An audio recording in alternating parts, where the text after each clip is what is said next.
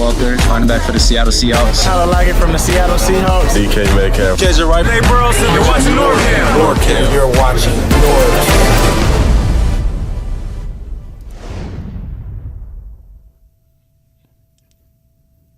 Holy crap, man. Wow. I'm just sitting in here in my office. I was working on some video projects. Didn't have my phone buzzing to all the notifications. I get a call from Abel from the Hawks Real Talk, and he tells me, Norb, Geno's a Raider. I was like, what? Yeah, Geno got traded to the Raiders. I was like, oh man, I gotta go live on this thing, man. What is happening? And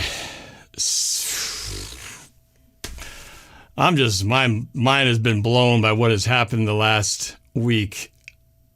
I mean, of the major things that have happened, the only one I saw coming was Tyler Lockett being traded.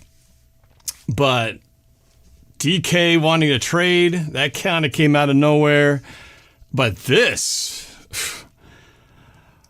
what the hell are the Seahawks going to do at quarterback now? I mean, I was in for the Seahawks, draft a QB, someone that they can learn under Geno for a couple of years, extend Geno to a team-friendly deal. But man, I had no idea this was really coming. Now, I will say this though: after DK was traded, and again, you guys, I want to encourage you guys to call in. Numbers on the screen: 202-926-1076, 696-153. The code. I want to hear you guys' reactions. See, I know there's a lot of people out there, a lot of Geno haters who are jumping for joy and doing jumping jacks right now. I've not been one of them. I've been one of those apologetic guys who've been saying, get Geno Smith a line and a running game, and he'd be a different quarterback. I guess powers that be did not think so.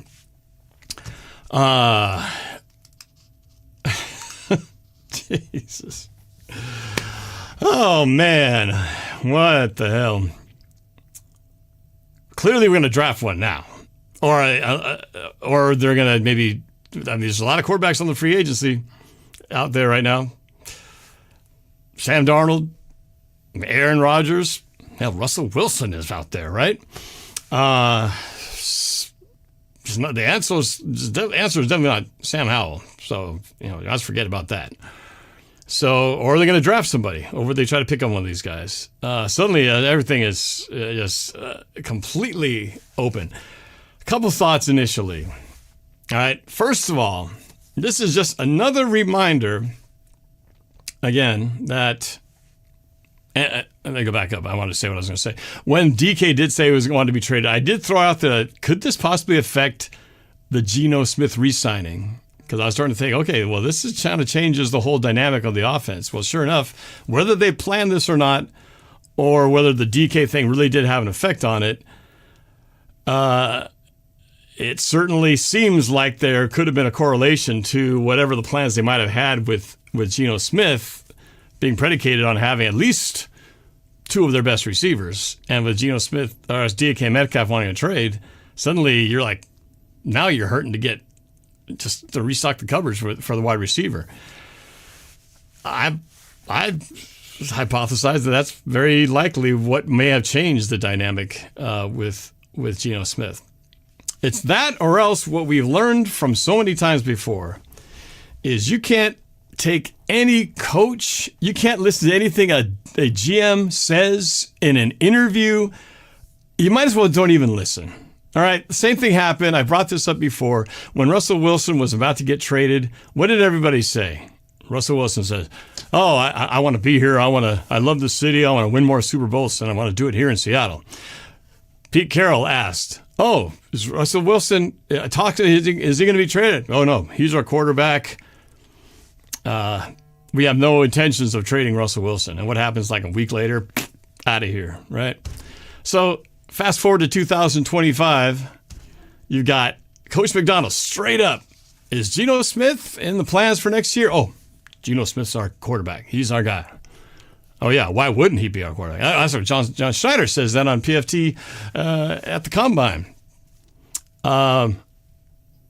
Yeah, so is Geno Smith, is he going to be the quarterback in 2025? Well, why wouldn't he be, right? Now, again, maybe they meant it at the time. Maybe it really was the DK Metcalf trade request that changed everything. And maybe that was the plan. Like, they were moving money around because they knew they had to, free up cap space. We were over the cap. But the more I think about it, it's either those guys were just lying their asses off, or the DK Metcalf thing was kind of a bomb that blew up all their plans. And he's a legit number one receiver, right? So when your number one receiver paired up with your quarterback who you're going to have to pay some pretty big bucks to, suddenly you're missing one of the biggest threats on your team, and you're left with a JSN who's a great receiver, right? But he's not a stretch the field guy. He's your short intermediate slot guy who's going to get open for the short intermediate routes, but he's not going to be your deep threat that you're going to get the long ball from. So I've got to just think it was the DK thing. Or maybe I just got to be, I should know by now that you shouldn't buy into anything that any coach or GM says. I don't know what you guys think. Were they lying the whole time, or did they just get thrown off as much as we did 2 days ago when DK threw out the trade request? Now, when this, as we were speculating in the Collins show a couple nights ago, and I will be grabbing the lines here in just a minute, talked about possible landing places, in with Pete Carroll, and I thought Russell Wilson, maybe, but then I thought, no, you know what? Geno Smith loves Pete Carroll more than even Russell does. I don't know how the Russell-Pete relationship is, but Geno Smith has many times over said that he loves Pete Carroll because if it wasn't for Pete Carroll, Geno Smith whenever would have had his resurgence, his comeback to being a starter in 2022. Pete Carroll made that happen. He gave him his second chance. So he's always talked about how he loves Pete Carroll to death. Well, Pete Carroll obviously loves him too because he is now the quarterback for the Las Vegas Raiders. And I think that's a good fit. A lot of people, Geno haters, are going to say, "Oh, good luck, Raiders. He just got an interception machine. He sucks." Well, we'll see. The Raiders are in a major rebuild mode themselves, but they needed a quarterback, and of the guys who are available out there, a third-round pick. The Seahawks gave up Geno Smith for a third-round pick. You telling me that if you were to choose whatever you might be able to get for third round versus Geno Smith, third-round pick is a better deal? Whatever. I think the Raiders got the better end of this, in my personal opinion. But I can also see, looking at this whole thing, you got a new offensive coordinator again, right? A guy who wants to, he kind of wants to run the ball. And so I can see, like, if I'm looking step back, big picture, new coordinator, they fired the guy who was, the air attack, didn't work, didn't have the line for it. You come in with this guy who's going to, outside zone read, likes to run the football. So if you're DK Metcalf going, do I really want to be in a place with a new coordinator who wants to run the football more when I feel like I haven't been used enough already? I can kind of see DK's side of it, why he wants to go somewhere else where, supposedly they've been saying he wants to play for a contender. I think what he really wants to do is, I want to play for some place where I'm going to, A, make a lot of money, and B, get thrown the ball a lot. Whether they contend or not, does that really matter? It's like receivers want one thing. They want a lot of money, and they want a lot of catches. Then winning comes in there third. But now you got this situation now, new coordinator. Now where does Geno Smith fit into that equation? And for everything that I was hearing, it was going to fit well. Again, unless we were being just fed a bunch of line of crap. So I got to just put it back to, it's probably traces it back to the DK thing. It's the only way I can make sense out of everything that's happened up to this point, unless they were playing the really major, sneaky, had everybody, had no idea, pulled the wool over their eyes. But it's not like they did this and it was like, hey, we pulled, when Russell was traded, that was the massive news, right? This is big, but it's not as massive as that, because you remember Denver needed a quarterback, And that trade, how the haul we got for Russell Wilson, all those picks that have turned into some of these great players, right? Multiple, whatever it was, we had multiple firsts. I don't know. It was a lot. I can't remember what they all were, but we had a haul, right? Biggest steal in the NFL. Didn't work out well so well for the Broncos, of course, but Seahawks came away with a ton, which they were able to capitalize on. And this time we're just getting a third-round pick. So it's if this was some secret magic plan, well, to get a third-round pick out of it doesn't sound like a whole lot of planning. It doesn't sound like the greatest plan of all time. So I feel like this does feel like a scramble. DK's gone. We got to scramble. The deals have to get done next week. That was probably the collateral damage of all of it. That's a take on what probably happened. So, now the big question now, where does quarterback go from here? Where do the Seahawks go? Like I said, they could draft. It's not a great quarterback class unless you can get up to the top. But what do the Seahawks have? They're picking 18 unless they do deal DK and get something high. And would they combine their draft picks to really move up to try to steal something and then really try to play for one of these top quarterbacks in the class? Maybe, but they still got so many issues at offensive line to deal with. So, and a receiver. So it's like, where do you go now? You're like stripped of two of your biggest weapons, and really three in the last 3 days. So you're not only getting back to zero, you're like, you took 3 steps back. And yeah, you're going to get all this compensation, but you still got to get back up to where you just were. And now you got none of that. So you're in a bigger hole than you were before when we thought we had issues. Now you got all these parts to replace, and we still have our offensive line problems. We still have our defensive line problems. Linebacker, too, for that matter. Saw that the Commanders re-signed Bobby Wagner, by the way. Apparently the Seahawks didn't see something that the Commanders did. The Commanders did make the playoffs last year, and Bobby had a pretty damn good year. Starting to make you wonder about some of the decisions coming from the front office up there. Okay. Wow. Was I off on what I thought was going to happen this offseason? I thought DK was going to extend, and I thought Lockett would be gone, DK would be extended, and Geno would be extended. Clearly none of that happened, so I have no clue what's going to happen from here. I mean, it's just like, throw out my tarot cards because I clearly have no Nostradamus going on in this thing. So I want to hear what you guys say. You guys are blowing up the chat, which is great. I'm not going to be able to read all of it as we're going through unless you guys want to super chat me. I got a bunch of lines to get to. I encourage you guys to do the same thing. I really want to hear what you guys think about this move, the biggest move really in Seahawks recent history, at least over the last since the Russell Wilson trade, probably the biggest move that the Seahawks have made, because anytime you move the quarterback, it doesn't happen very often. I mean, we've had not very many quarterbacks in Seattle, and this is another big one that's going to change everything, the way things go. So I'm delayed. Someone said I'm delayed on camera. I'm going to have to adjust this a little bit here. Hang tight. Hopefully this doesn't mess me up. I hate the fact that it does that. I hope it's not. Am I like echo bad? I don't know. Super delayed on camera. Well, I hope it's not horrible. Well, I had to roll with it because we're live. So hopefully it's enough for you to listen to and enjoy. So let me go to the phone lines, starting with, I think Andy was the first one here from Georgia. Let's go to him. Andrew Anderson, are you there? Yo. Can you hear me out there? Or are you still muted? Nope. Andrew A., can you hear me? Okay, I don't hear you. Let me go to somebody else here. Hold on a second. Oh, this is crazy. So nuts. All participants are muted, and they can unmute themselves. Let's try this again. All right, let me go to, let's try Dan from the 206. Dan, can you hear me?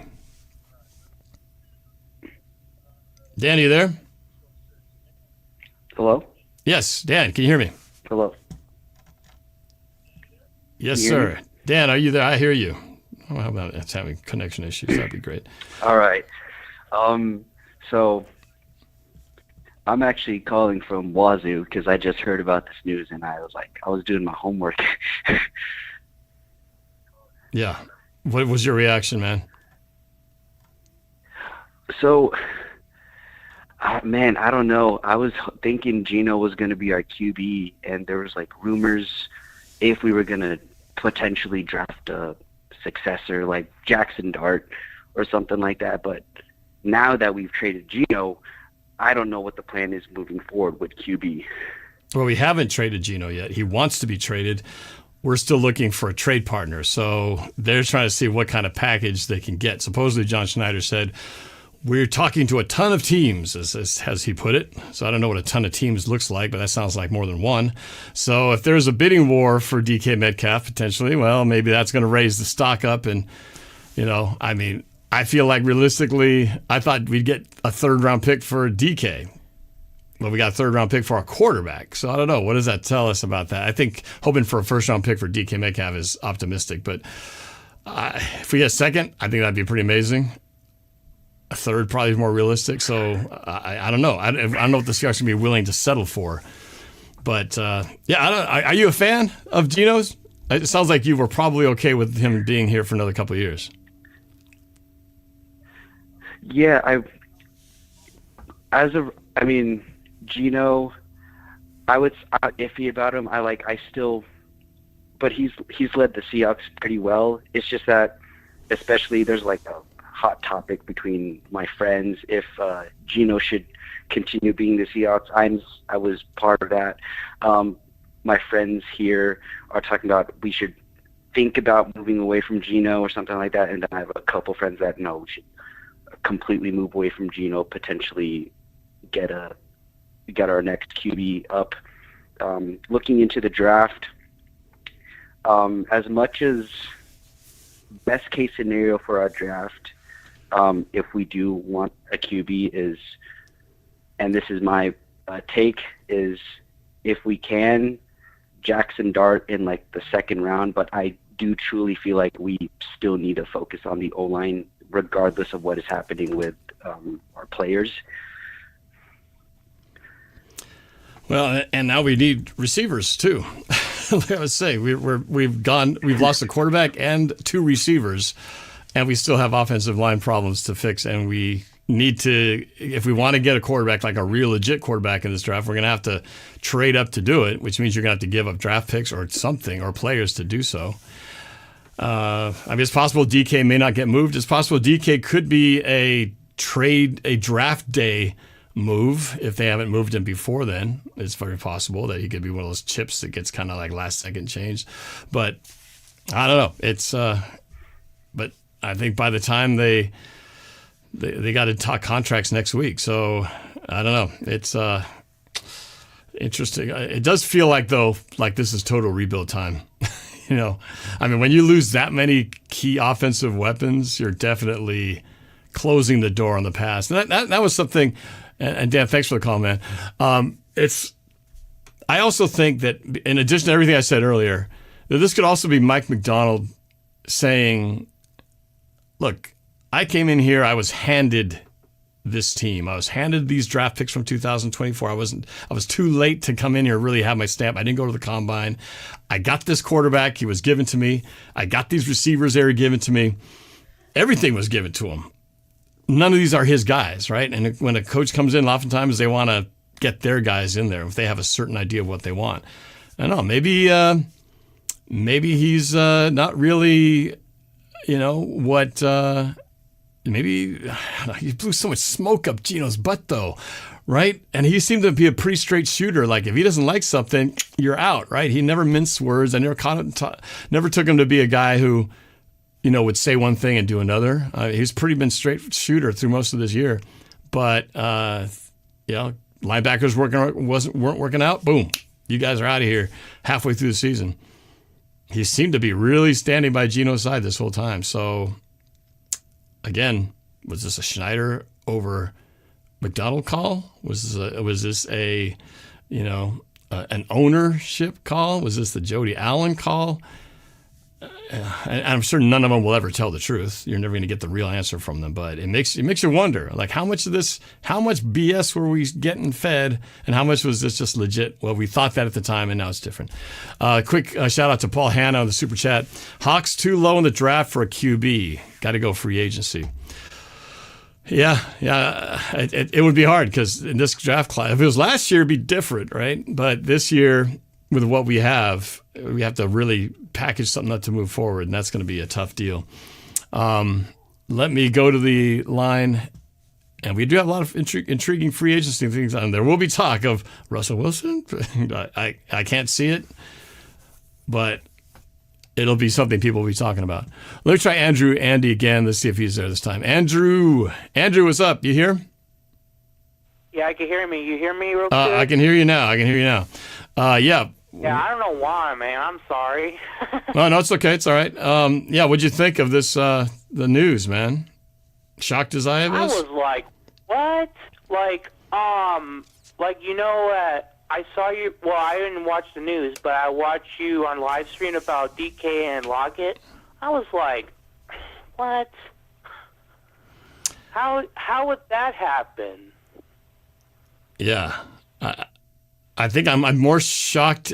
I don't know which is more shocking, the DK thing or the Geno thing. I really thought Geno, I really didn't think they had any other options than to re-sign Geno because they don't have a backup QB. They weren't high enough in the draft to really draft a good one in a year like this year. But yet here they are doing it. So I don't know. Again, Sam Darnold comes to mind, Russell Wilson, Aaron Rodgers, Justin Fields. I don't know. It's going to be wild, Aaron Rodgers. Wouldn't that just be like the mind screw of the century? But, crazy. But, yeah. Oh, hey, AD says, can I have a turn? Oh, yeah, no, I see him. Yeah. I'm getting to him. Yeah, all right. Well, thanks for calling in, man. I'm glad you can chime in for it. Somebody said this. Annette Brandt said, I heard he wanted too much money. Well, I mean, it's very possible that both those guys wanted too much money. DK was in the receiver market where these numbers were getting it to 30 million plus, 40 million over with some of the top 5 receivers out there. Quarterback, we know, is always a constantly escalating price tag. And what's Geno Smith's worth out there, right? I mean, it's debatable, but there were parts of him that were top 10, and there's another side of him that was not so top 10, right? But I thought he was the right fit for Seattle. But I guess kind of like Pete Carroll, kind of like Russell Wilson, I was the one who was always saying, I think they'll be here for another year or a little bit longer. So I've been wrong on all of it. So I don't know. Maybe it's just my reluctance to change that has just bitten me so many times when it comes to thinking what they're going to do. Let me go to another one here. I'm going to get to an AD in a second. Let me go to the 253 here in the neighborhood from Robert. Maybe. Robert, you're up. Hey, this is Jason, actually. Oh, what's your name? Jason. Jason. All right, Jason from where? You're in the neighboring zip code. Where are you from? Tacoma, Washington. Tacoma, just down, our neighbors down south. All right, what was your reaction to Geno Smith being traded to the Raiders for a third-round pick? Mixed emotions, actually, because he threw a lot of interceptions. He threw a lot of interceptions last year, and I just think this is a real eye-opener at rebuilding the team. Rebuilding the offense, at least. You know, the defense, I felt, was in a pretty good spot, but the offense for sure is anytime you switch out quarterbacks, you're kind of, depending on what you've got lined up, it certainly feels like a rebuild with this many weapons being pulled out. So you're what? You're pro Geno? I kind of get a mix that you're kind of like, I like Geno, but his interceptions were too much. Were you of the mindset like that you wanted him to be here? Like, I wanted him to be here, but him throwing a lot of picks was just caught us a lot of games last year. So yeah, I can't argue that. That is the one negative on the stat sheet. He has all these great numbers, and then the interceptions were quite heavy. I agree. But, yeah, I know. Shocked anyway. Jason, thank you for the call. Another super chat from Dukes of Hazzard. Full rebuild mode. If Wilson came back, F that. Okay, tell me how you really feel, Dukes of Hazzard. Yeah, I know a lot of people are not over the fact of how he left in the first place, but I just don't think, he's had 2 experiments with other teams now, with the Steelers and the Broncos, and I said, well, this is his last chance to prove that he can do it. No, this is the last chance to prove that he can do it, and they haven't ended very well. So I don't know. His ship may have sailed too, for that matter. All right, let's go down the line. All right, AD, we're going to get you in here. I'm going to try to get through a lot because there's a lot of people waiting on hold. Anthony D. from Yakima. Boy, lots to talk about this week. What's up, man? Why, Geno? Why do you have to leave us like this? He didn't leave us. We traded him. It wasn't not that we're being reported that he requested to be traded. The Seahawks made this move. It wasn't a request to be traded. So this happened quickly, which means the powers that be were talking to the Raiders, and they made this decision we'll take your 3rd-round pick for our quarterback. So I don't know if Geno had anything to do with this or if he's just as shocked, but this happened a lot quicker. DK made the request to be traded 2 days ago. He's still on the team, technically. Geno Smith, this came out of nowhere. There was no request. It just, boom, Friday afternoon through Friday. You're right, actually. So he did not request it, as far as we know. I was just playing on my phone and whatnot, just minding my own business. Then my brother Quentin, he DM'd me on Instagram of a breaking news post, and I was like, "What?" Yeah, that's about right. Yeah, I found out from our buddy Abel Pasley, who does our Hawks Real Talk. He's the one who called me, and he never calls me. I was like, "This must be serious," and right away, Geno's a Raider. I couldn't believe I had a double take on that one, but man. But I know Abel's not sad because he was not a Geno fan. We got into a big debate. Abel wanted Geno to be out of here, so I know he's kind of happy, but I wasn't prepared for this. Yeah, crazy, man. A lot of what's and what the F's. I sent you a message about that, bud. Oh, I saw you. I saw that one. Yeah, I saw that one when the DK thing or the Tyler Lockett thing broke. First off, but yeah, I know. Boy, it's like you just can't keep up with all this stuff these days. Crazy. I got my buddy Jeff on here, who's always Mr. Negative. I got to read this in a second. I have my neighbor who is always complaining about the Seahawks and rarely finds a good thing to say about them. I'll read what his text is. But man, my phone's been kind of blowing up ever since then. Man, I get all kinds of stuff. My buddy, who's Rob, he's a fan of the Raiders and Seahawks. His son works for them. He goes, Geno to the Raiders? I don't like this move for either team. So Rob doesn't like it at all. He doesn't like any bit of this whole deal. But yeah, man, it's crazy. But AD, thanks, man. I'm going to try to get to other calls. But yeah, man, we're going to have to hang on to the edge of our seat because more crazy news could be happening in the next week as well. So thanks for the call, man. We'll talk soon, all right? All right, buddy. We take care. All right, take it easy. Let's go to Sean at the 206. Sean, you're up. Hey, what's up, Norb? What's up is the craziness factor here, the insanity in Seattle right now, man. What was your reaction? First of all, I got to ask, anti-Geno or pro-Geno? Pro-Geno. Oh, okay. All right. So then you're kind of like me.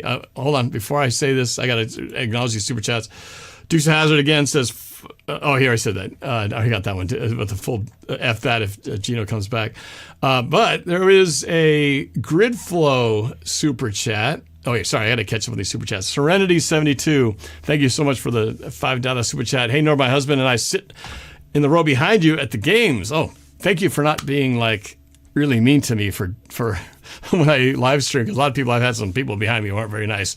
Anyway, I thought Darnold did pretty well for the Vikings last year. He did really well for the Vikings last year until they got to the playoffs where he just completely crapped the bed and the team just kind of stunk it up, which left a very bad taste for anyone who thought that Sam Darnold was going to be some big savior after that. It was like, which Sam Darnold do we have? Is it the guy who played and laid an egg in the playoffs, or the guy who had this amazing regular season run? But for what have you done for me lately, he hasn't done much well. Gridflow with a super chat said Schultz reported that Geno requested a trade yesterday. Okay, well, I missed that one. If that was the case, I did not hear about that particular move. If that went through, I certainly went right under the radar. So I don't know about that one. Hang on one more second. I got one more super chat I want to get in here. Paul Hanna, thank you for your support. It's reported Seattle wanted DK plus Geno for Max Crosby, but the Raiders ended up re-signing Max Crosby. It reported that Seattle wanted DK and Geno for Max Crosby. Interesting. Well, they could still get DK. So, maybe they packaged DK and Geno together. I kind of alluded to that when I was talking about the reunion with Pete Carroll. Wouldn't that be crazy? Geno and DK going to the Raiders. Heck, and then Tyler Lockett, bring the whole third of our offense over to the Raiders. So that would just be the nuts on top of the whole sack here. All right, go back to your comment, man. So you are a Geno fan like I was. So Yeah. where do you think we go from here? I don't really know because the free agency, I know we were interested in Sam Darnold, but it's not like he's any cheaper than Geno, right? So, well, he might be cheaper now because the way he ended the season with that really bad play during the playoffs last year didn't exactly do himself some contractual favors. So maybe it's okay, maybe you could look at it almost like if you were to look at if the Super Bowl game was like the Vikings' last playoff game. You look at Patrick Mahomes, great all year, great all the time, right? But he really stunk, right? He stunk in the Super Bowl. Mm-hmm. You look at Sam Darnold, great all year, stunk in that playoff game. Now, which one really is the one that you evaluate? The one game that he stunk? Yeah, it was a playoff game. Patrick Mahomes, yeah, he stunk in the Super Bowl, but you're not going to go and look, oh, look, he blew it in the Super Bowl. He sucks, right? Sam Darnold, maybe it was just a bad game. Maybe you look at the body of work and you go, well, he did win double-digit, playoff games, and so maybe he's better than that. He just had a bad game, or the team in general had a bad game. I don't know. He did. You look at some of those games, he looked unstoppable for a while there. But but maybe just that knocked his price down a little bit because now with the bad ending than it was, maybe he's just kind of a little bit more wiggle room for negotiation. So I don't know, it's going to be interesting, man. But I don't know. Yeah, I don't think anybody knows. DK. What's that? Also, I don't know if this helps DK because he said he wanted to be in a more stable quarterback situation, but I don't know if this means that we traded Geno because we wanted DK, or if this means that DK is also probably going to be traded now. I guess that's another way to look at it. Thanks for the call, Sean. Interesting hypothesis. Is it possible that DK goes, I want out of here, and they go, no, we want you, DK. Let's see if we can free up some more money over here. Let's, if we get rid of our quarterback, we'll have a little bit more extra cash. Could they do that? Would they do that? I can't see DK going, yeah, that sounds good. Pay me more, and I don't care who you get a quarterback, because it's kind of important, right? You're going to have a quarterback. And this whole playing for a contender thing. I don't know if that's an actual quote from him. I've seen it on multiple sources that they said he wanted to trade because he wanted to play for a contender. But I haven't actually seen it directly from his mouth, so I don't know if that's really a true evaluation as to where he stands. Again, I think it's money first. He's on his second contract. He wants to get paid. So there's that. And then to a system that's going to feel like he's more utilized. Because the Seahawks, like I said before in my previous show on that, my biggest disappointment was that we didn't utilize this amazing weapon. It's nothing worse than feeling like you have this amazing toy. It's like, oh, look at it. Got this brand new toy. I'm going to have some fun with this. And then you just never read the instructions, didn't know how to turn it on, didn't know how it fully worked. And it's like, oh, somebody else takes it and go, oh, did you realize that this toy can do this? I was like, oh, well, if I had known that that's how you use it, we could have done that while he was here. That would really suck. Let's go to Notorious.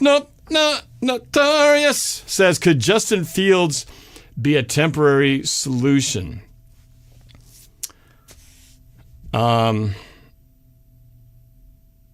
I I'm not a big Justin Fields fan. He can run. That's about it. Throwing accuracy ain't that great. So then you got to go to that thing like, well, maybe with the right training, you could get the upside. You can get this guy to, be what you want him to be. I'm not crazy about it. I would take Sam Darnold over Justin Fields. At least just as from a throwing standpoint. Now, again, I don't know this new coordinator, so I don't know how they have to plan to use him. But anyway, that's my that's if I were to take that. Annette says, Annette, this is all BS. We're getting our hearts ripped out. 3 of our biggest stars on the team, arguably, all 3 gone from the Seahawks in a matter of 3 days. Tyler Lockett, long time, reliable guy. He's been here his whole career. Gone. DK Metcalf wants out. Oh, our big star stud of a stallion of a receiver wants out. And then our quarterback, the polarizing figure who you've got some people who love him to death, like myself, and some people who can't stand the guy. Well, this can't stand the guy people just want it, right? They got what they wanted. And be careful what they say. Be careful what you ask for. Okay, more calls to come here. Let's go to Jacob from the 425. Jacob, what say you, man? Hello? Yep, Jacob, you're on. Hello? Yes, sir, hey, you're on. You're just kind of processing all this craziness over the last 3 days. What was your reaction when you found out that Geno Smith was traded to the Raiders for a 3rd-round pick? Very mixed emotions. I was just shocked. I kind of like Geno, so it's a little sad too that we traded him. Yeah. Yeah. Same thing. So you're a pro Geno guy, hoping to a couple more years maybe and see what happens with the next quarterback that we draft. Yeah. But yeah, it changes the entire landscape of the offense now. I mean, we don't know what our offense is. We don't know who's going to be taking the snaps. Most likely. Yeah. Most likely next year we'll end up with the Sam Howell and Sam Darnold. Well, Sam Darnold, I guess, is a Sam Darnold. Yeah, did you say Sam Howell? Did I hear his name? Yeah, I said we're going to end up with both the Sam Howell and Sam Darnold. Oh, God. I'll take one of the Sams, but not the other one. Yeah. Yeah, that's nuts, man. It's just crazy. But, yeah, it sure makes the team that much more exciting, though, right? I mean, boy, the draft becomes that much more interesting. Free agency has just become 50 times more interesting. And I don't know what the heck our team's going to look like. It's just nuts. It could be a free agent guy who's floating around out there. Into the playoffs, or we're going to get a 1st-round pick. What's that? It's either we're going to get into the playoffs or we're going to get a 1st-round pick. Oh, I don't know about those two extremes. I hope it's not the 1st-round pick. But when you empty the cupboards like we just did, it's kind of hard to think, hey, we're going to come in here, we're going to blow through the teams and get into the playoffs. I mean, we are really kind of in at least offensive rebuild mode. And yeah, if they don't keep DK and all this kind of plays out, then it really feels like, they just jettisoned the top, the most expensive guys on the team, which means they're going for the money to have to spend on players. So the question is, are they going to spend it because they want to just sort of rebuild from the inside out, which kind of makes sense, right? It's like, okay, why don't we just take all these assets? So I'm just thinking on the fly here, but you take all these assets and basically go, all right, we've got this money, we got this cap space now. Let's just get the best offensive line, defensive line we can draft and build. And we might have to sort of just suck it for a while at the skill positions, at some of the skill positions, namely, and then maybe they go for the bigger quarterback haul next year, and instead of trying to replace everything now, because it's hard, right? It's hard to address all that even though they got the money in the cap space now, they don't have the draft capital to fix quarterback, receivers, offensive line. That's Usually you're trying to fix a couple of holes if you're a contender. Well, we just put punch a whole leak in our little boat here. So anyway, well, Josh, Jacob, thanks for the call, man. Appreciate you calling in. Wow, just nuts today on everything that's been going on. Let me go to it's the 435. The 435. Who's this? Where are you calling from? It's Gabriel. I'm calling from Utah. Gabriel from Utah? Mm-hmm. All right, Gabriel, first I got to know, are you a Seahawks fan?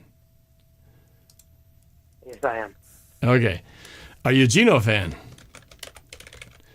Yes, I am. Okay, so you and I are kind of in the same boat. So what was your reaction?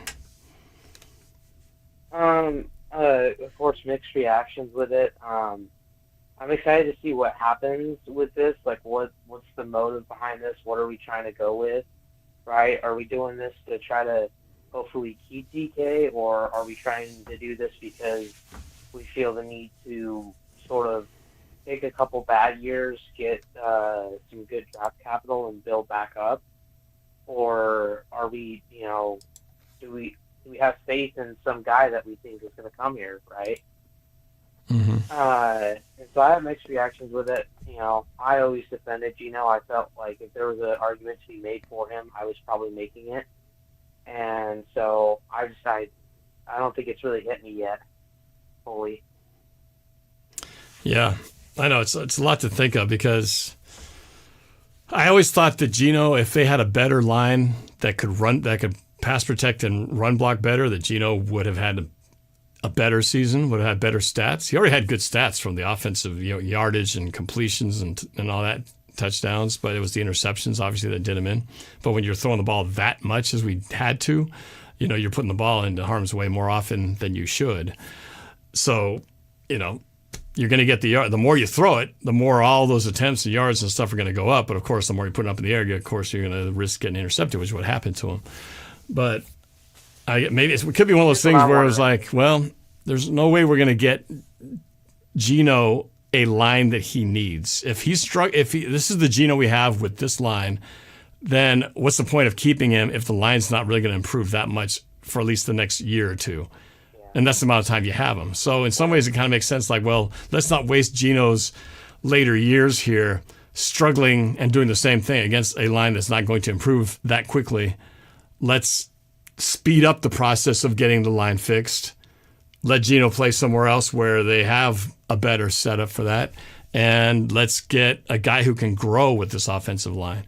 I mean, to me, that makes more sense, because it also doesn't make sense to bring in a veteran guy, an Aaron Rodgers or something like that, because you're bringing him in with a new coordinator who's got, now no receivers, or a receiver, but really a bunch of missing receivers, and then an offensive line that's missing pieces, and is going to have to learn a new system. I mean, that's no success setup for somebody who's coming in who wants to win right now. So to me, this spells rebuild. It spells bring a quarterback who can grow into the role, and not somebody who's ready to win right now when you don't have the pieces around you to do so. So I just don't think massive spend on an expensive, free agent quarterback makes any sense. Generally, when you're going to rebuild, you want to purge the entire thing all at once and try to rebuild from there, because you don't want to continuously lose guys and have to have people relearn the whole system. If everybody relearns, this new system all at once, it's going to take some time, and we're probably going to be bad for a while. But then at one point, you're not going to be trying to reteach somebody everything. You're going to be trying to continually add on to it. And so, what I'm wondering is of course, the Seahawks had a whole bunch of talks with quarterbacks at the combine and stuff. And normally, you're not going to have talks with somebody if you don't feel like you're going after them whatsoever. And so it makes me wonder if they were going to try to trade Geno earlier, like if he was kind of on their minds the entire time, and then finally they just got an offer that they felt like was good for him. Third round pick. I mean, does that help the team that much? I mean, it's not like getting not really, it's not putting you into that, now we can get a quarterback. It's like, you're going to package a 3rd round pick to something. Is somebody going to really give up their, top 8, top 10 position where to try to get a quarterback? They're going to really give that up. I don't see it unless they get a massive, draft compensation for DK Metcalf. But I don't think we're going to get that. I mean, I've seen not just this year, but in previous scenarios where they had a receiver who was kind of top of their game getting traded. It's not very often you see a 1st round pick get packaged with that. It seems seconds, or maybe a combo of a 2nd and a 3rd or something like that, but not that 1st round that I think a lot of people are hoping to get.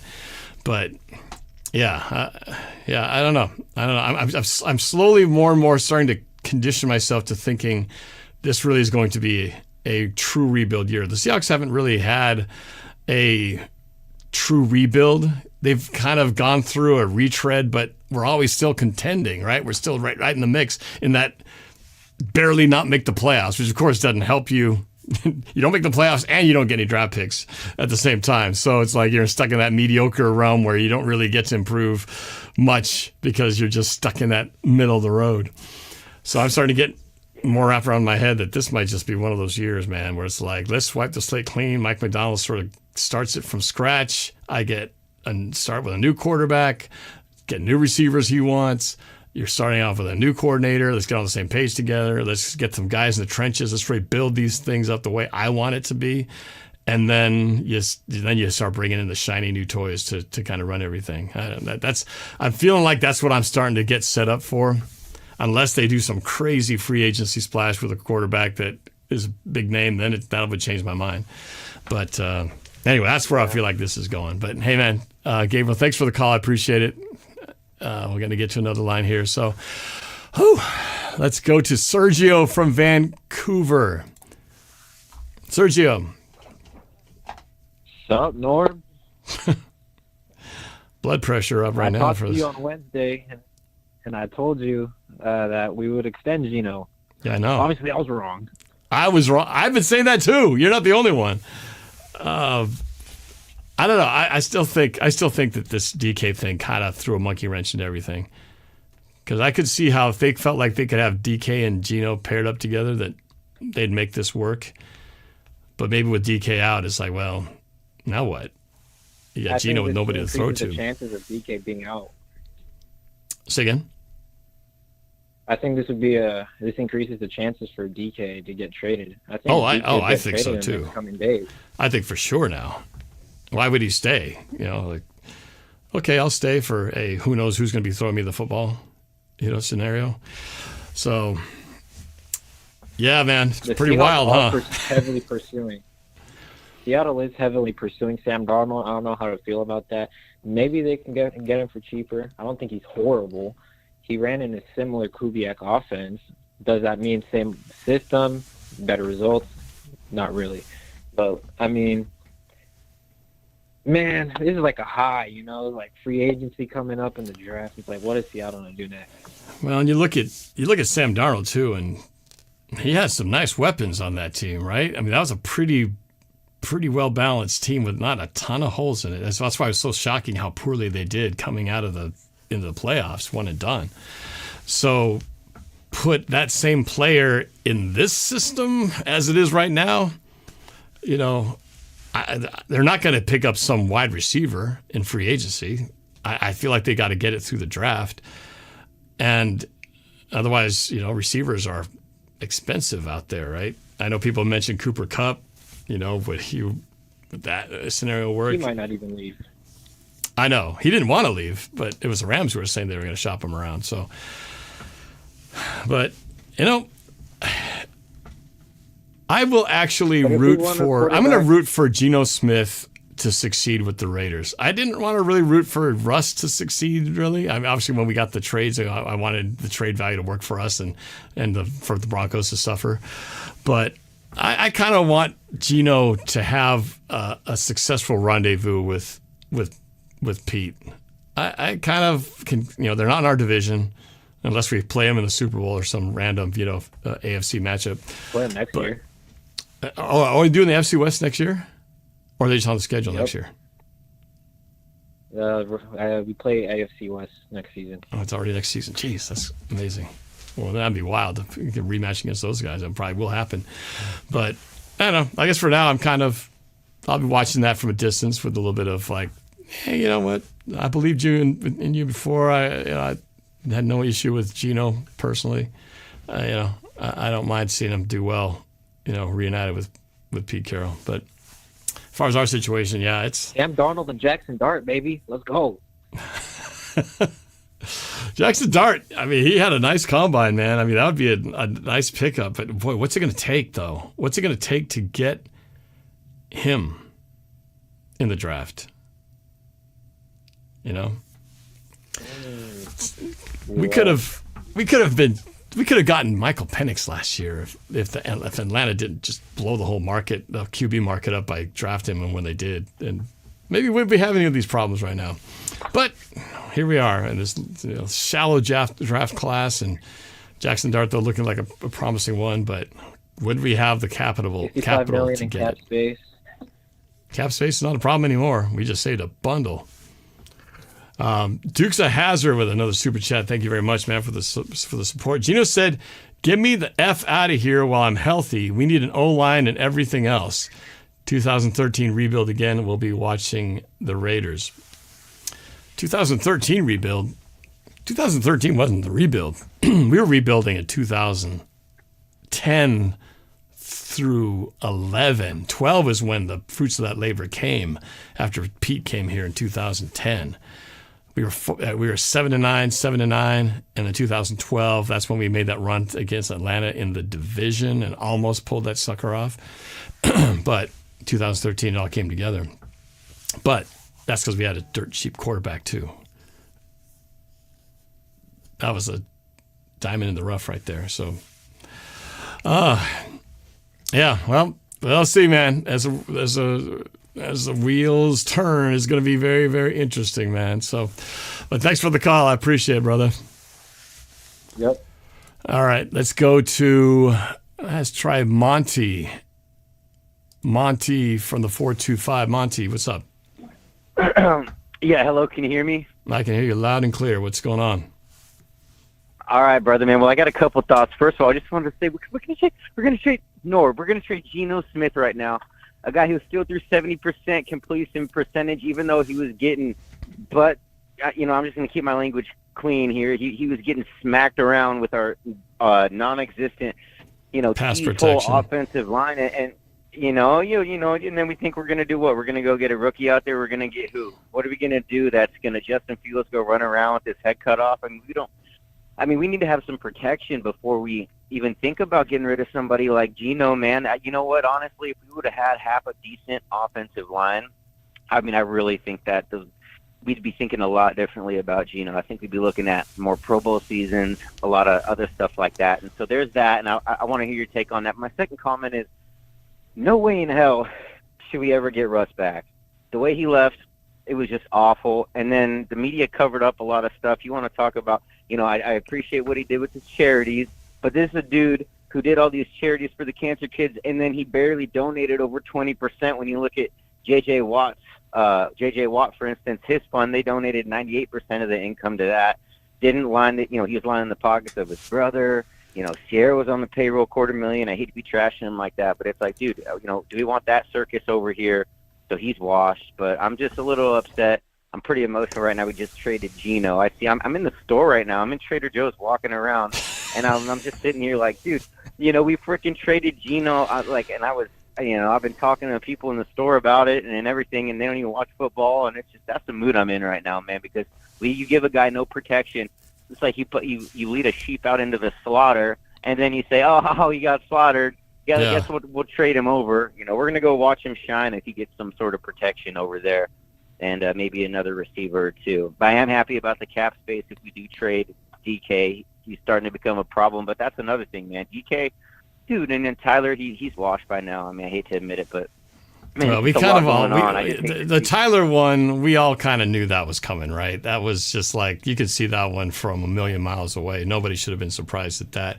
Especially when you saw his cap number, there was no way they were going to keep him unless Tyler Lockett was willing to just say, "Hey, would you like to just give up all the money you were going to make and just play for cheap, just because you want to be nice?" No, it didn't make any sense. But the other two, you covered, you threw a lot out there. But yeah, I'm with you. I'm frustrated because I feel like Geno Smith is a better quarterback than we were able to see. Because, like I said, you put Patrick Mahomes behind this line, he would get killed like he did in the Super Bowl. The Super Bowl was like the Seahawks offense every game. That's what Patrick Mahomes looked like in the Super Bowl, is what Geno Smith was like every single freaking game. No time, under pressure, seeing ghosts, and so and they have a pretty good line. He still throws a 70% completion percentage despite being under that pressure. It's just like, how many of those picks that people are bitching about, how many of those picks would have happened if he wasn't just left open like a naked baby in the summer wind? What are we talking about here, man? And a lot of those picks were not his fault either. Some were. There were some that were bad throws, like through late, but some of them were like DK not staying on his route, going upfield when he should have just stayed flat and against the 49ers, so you can't just judge a guy by the numbers because you have to see the context on which they happened. Was it just a bad throw? Yeah. Was it a bad decision? Or was it the receiver's fault? Because sometimes the receiver makes a quarterback look really bad, and DK has had a habit of doing that on at least a couple that jump right to him. And then mouthing off after, too. Yeah. And then mouthing off after, too, and giving them, hey, look, at least if we do trade him, we'll save quite a bit of penalty yards. But, damn, he is still a weapon, and who are we going to have thrown to him?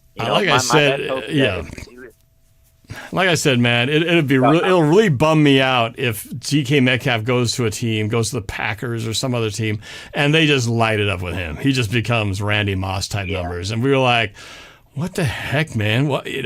Where was this the whole time?" And it wouldn't be that DK didn't try.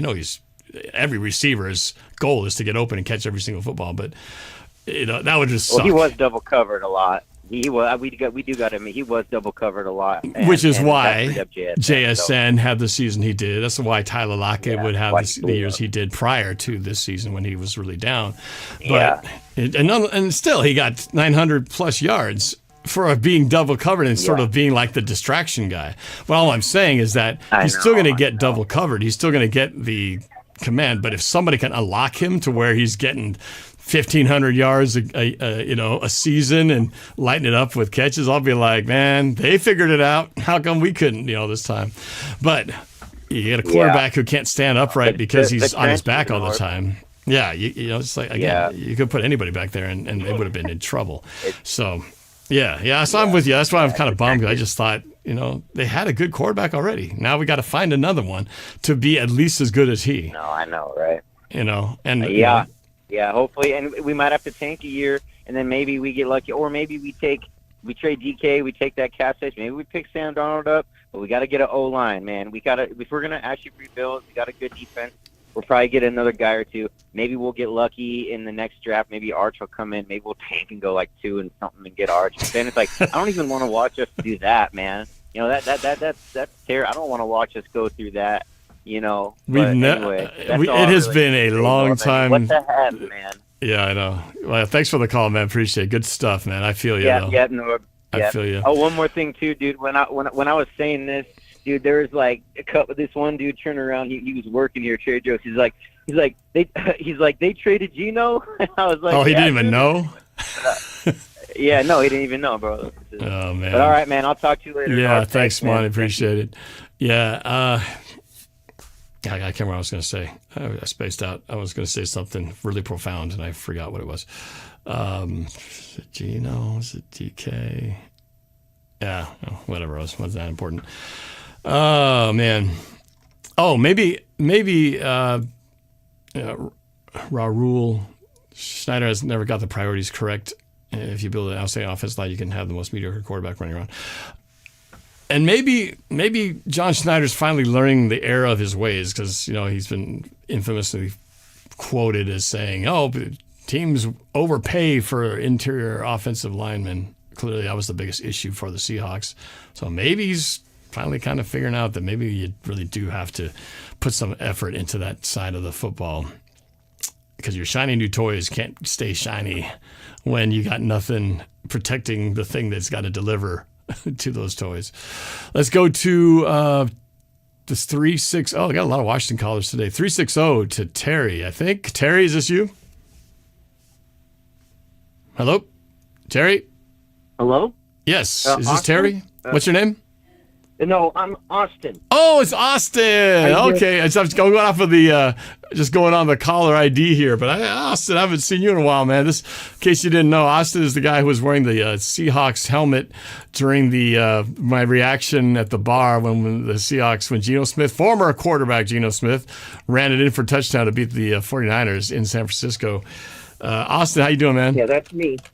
Yep. I'm doing fine. How about you, man? I'm a little bummed out and a little emotional and a little bit not sure how to process all this. Where did you stand on the Geno thing? Were you happy to see him go, or did you want him to stay for a while longer?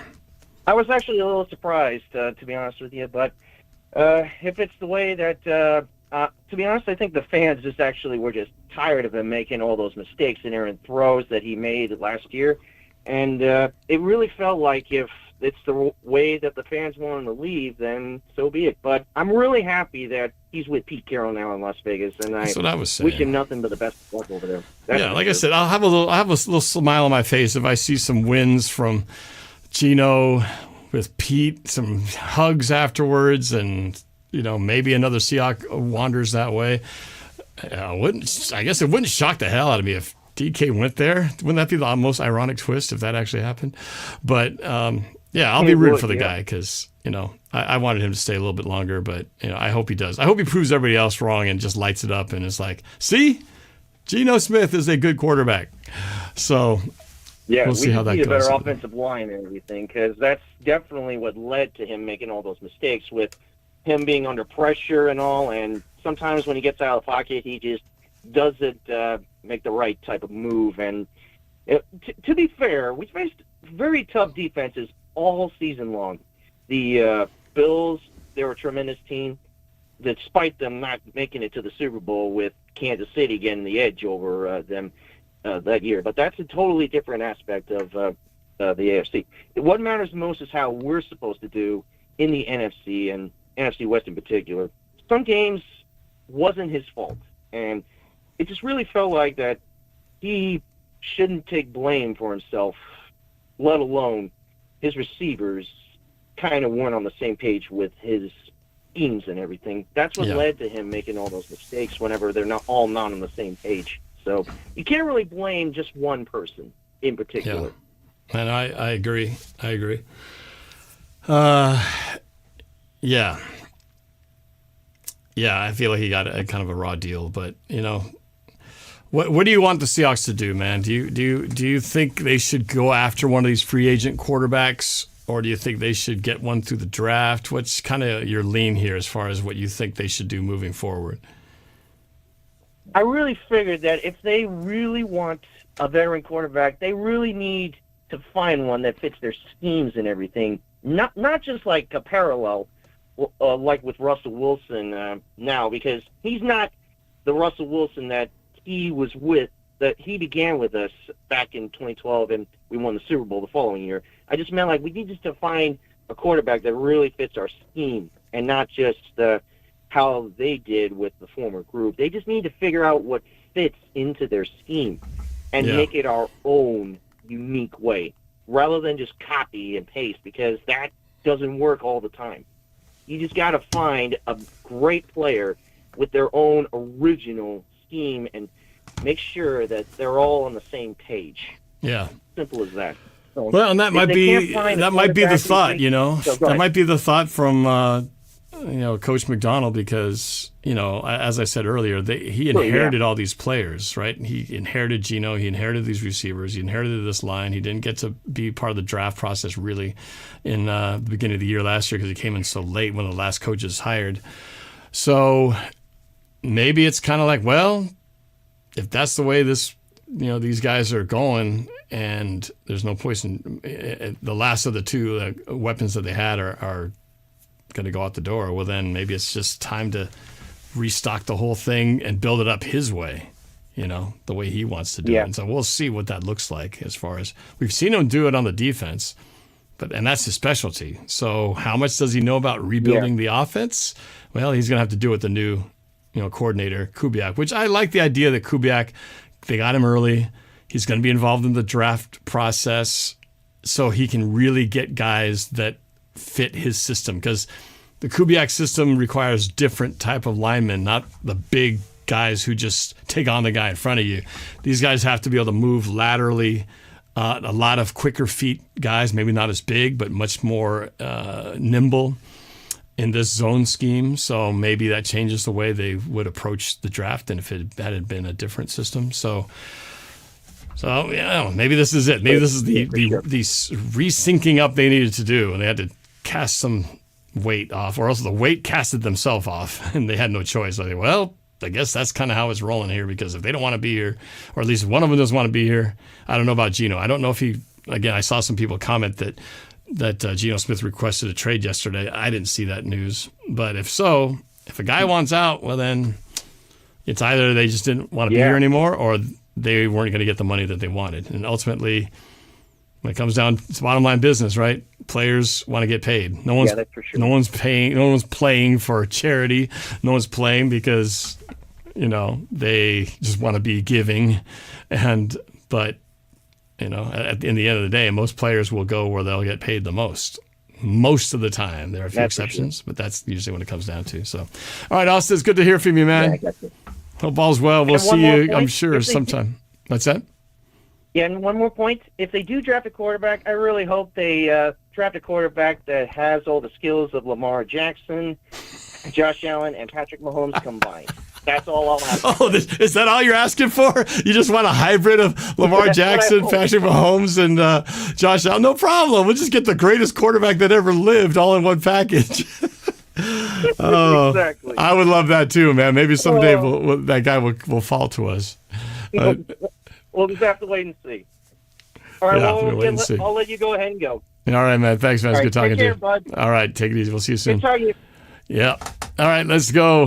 That was funny. Let's go to the 360 to Olympia, Washington. What's your name? Oh, hello. I'm Jet. I'm from Olympia. I see that. Jet from Olympia. What do you so what was your reaction? Oh, I guess I got to ask first, are you a pro or anti-Geno guy? I'm kind of in the middle. How can you be in the middle? Everybody either loves him or hates him, at least from my perspective. It seems like. Yeah. But you either wanted him or you didn't. I mean, there's really no in the middle, right? You either want him as quarterback or you were ready to move on. Come on. You had to be on one side. So I think it's the tip of the edge. You had to be on one side of the blade or the other. I guess I would say more anti, just because Sam Darnold, what I saw him do in Minnesota. I watched a lot of Vikings games because I have a lot of friends who are Vikings fans. Okay. And he did really good. Of course, we talked about those 2 games Sam Darnold had that were bad. Right. But, and then also looking at Geno Smith, he was okay this season, but top 12, I would say. But I think we need a guy who can play like a top 7, top 5 quarterback. And can we get that? Can we get that this year? And should we get that this year when we have so many holes now to fill? I just feel like this feels like this. Like you don't want to have this expensive, great quarterback when you still have offensive line problems and all these receivers holes, shoes to fill. I don't know. It just feels like, again, wipe the slate clean and go, let's go build this up together. It's not like you don't wipe the slate clean and go, hey, let's bring the really good guy in here, surrounded by a bunch of not so good stuff. It's not going to work. We've seen it. That's been the movie the last 2 years. So really longer than that. We've had a bad offensive line pretty much for a stretch of like 8 years, 9 years, if you want to kind of get into it. But yeah. Well, so I guess for those who are the Geno's out there. They're going to get what they wanted. And now we'll find out what's better out there and how long it's going to take to get the replacement. You know, a long-term plan or short to medium-term plan, or do they want to try to get somebody now? Just to me, doesn't make a lot of sense of the free agents that are out there. But yeah, this team is full of surprises.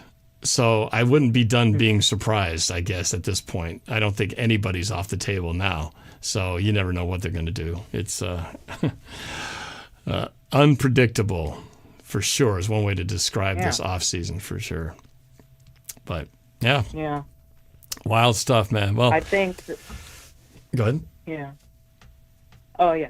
So I think if Seattle does end up going to sign Sam Darnold, I think they should also draft a quarterback, obviously, like second, third rounds.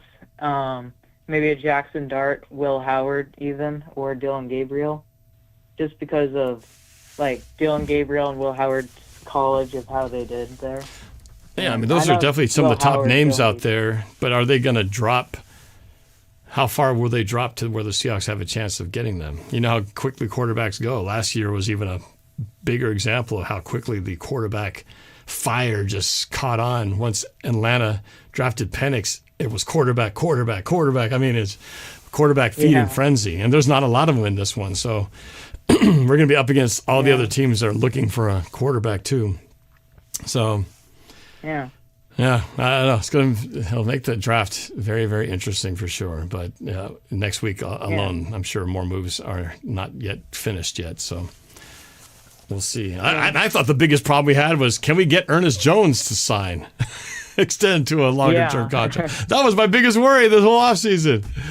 I did not think I'd be thinking about these two. So Ernest Jones is like the least of our worries now, but I still hope they can get something done with him. I don't think they have yet, so it's still concerning. We might be not only looking for a quarterback, receivers, offensive linemen, probably some defensive linemen, but linebacker, we're not exactly a pile of riches either. So we have a lot of holes to fill, and we've missed on a lot, which has been probably the problem, is that when you've made all these moves and all those guys they dropped last year, like or earlier before all the news happened, when they had Fant let go, and what's the name? The outside linebacker, Robertson.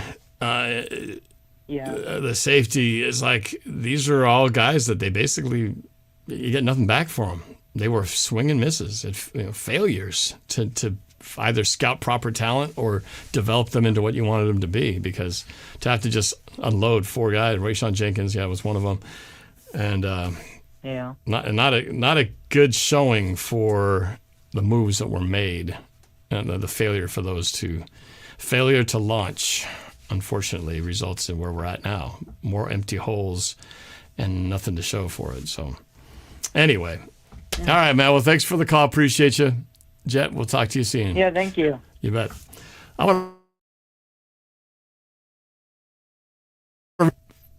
uber positive buddy, Jeff, who is a Vikings fan first because he's from there, but he's moved here as a Seahawks fan. So he's one of those rare people who somehow is able to be a fan of more than one team. He's got season tickets here, and he's still a diehard Vikings fan. So we're talking about these two teams with Sam Darnold as the connecting spot. So here's what he says.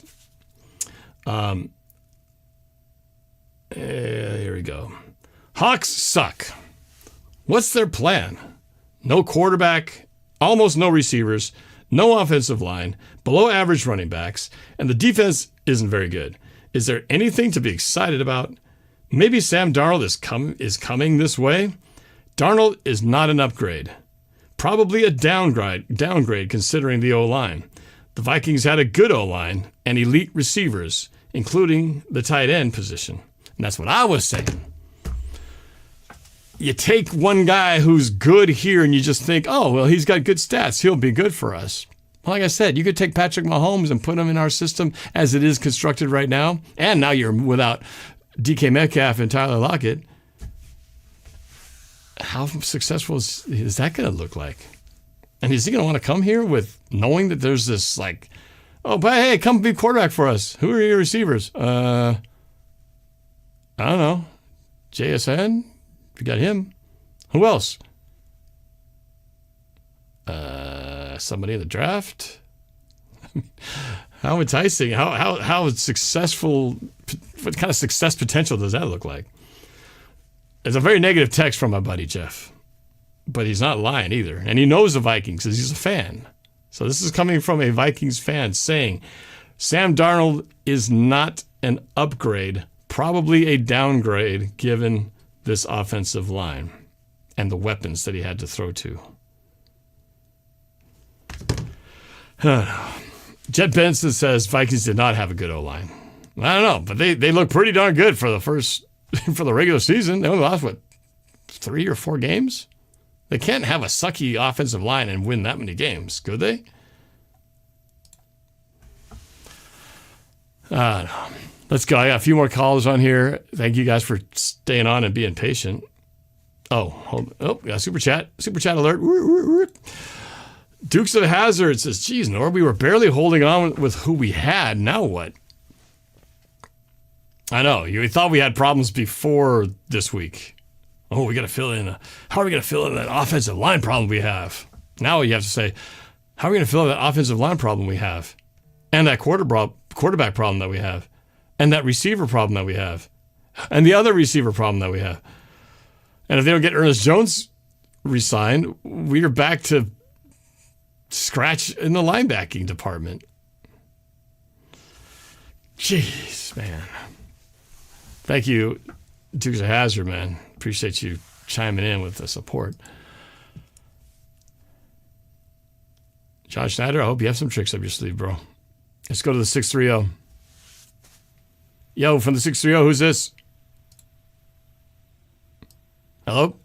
Hey, this is Scott. How you guys doing? I'm doing good. What, you say Scott?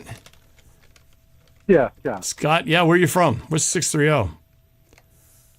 It's west burbs of Chicago. Chicago, okay. Are you a Seahawk fan?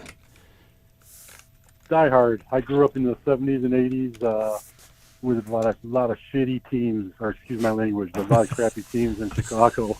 Started watching the Seahawks when I was young, liked their helmets, and grew into a diehard. So I've been watching them forever. Wow.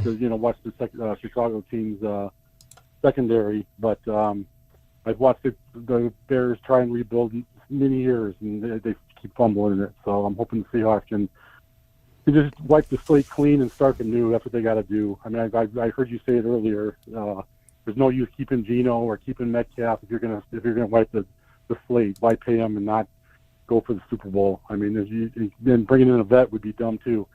Sam Darnold's not the answer either. I know you said something about Fields earlier about not liking him, and I don't like him either. But he's mobile, and he's something that you can build around just to build the team while you're building that offensive line. Because you put anybody else back there that's not mobile, they're going to die. That's kind of sad. Like, let's get a quarterback who just runs really fast because the offensive line is not going to protect him. So he's just going to run for his life for every down. Right. Forget that he can't throw the ball with any accuracy. Let's just make sure he can run away from all the problems. Not a very successful plan, is it?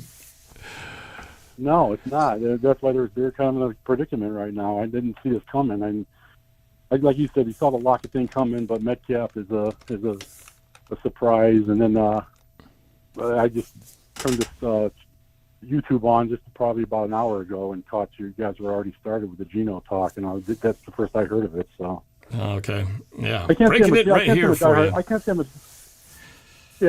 a diehard Geno fan, but I wasn't a diehard fan because I didn't think he was the guy to bring you to the promised land. He kept you in games, but he also lost games. So I can't argue with that. I know he had no offensive line. It's so hard because you can't put one outside the other, right? Because I do think that in a better situation, Geno could have been the guy that could take a team there, but you can't take a team there when you don't have the protection and the line to help you get the team there, right? Because we know he can throw the football. You know, the guy's got stats to back that up, and some of the throws he's made are pretty amazing. But then you get the interceptions that offset all the positivity you get from that. But not every one of those interceptions were his fault. Sometimes it was because of the pressure he was under. Sometimes it was a receivers issue. DK did his own share of that.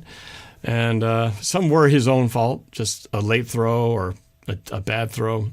But again, I guess we'll never know. We'll never know. And we'll see how he does with the Raiders. Will he be the same old Geno, or will he be something different? I mean, it'll be fun to watch that, just to see kind of how it plays out, to see if people go, aha, see? I told you Geno was good, or Geno is bad. We'll kind of see how that translates. But, it concerns me when we bring up Justin Fields and Russell Wilson, because Russ has really not succeeded. He's had moments, but he's never really pulled it together. Otherwise, those teams would have kept him, right?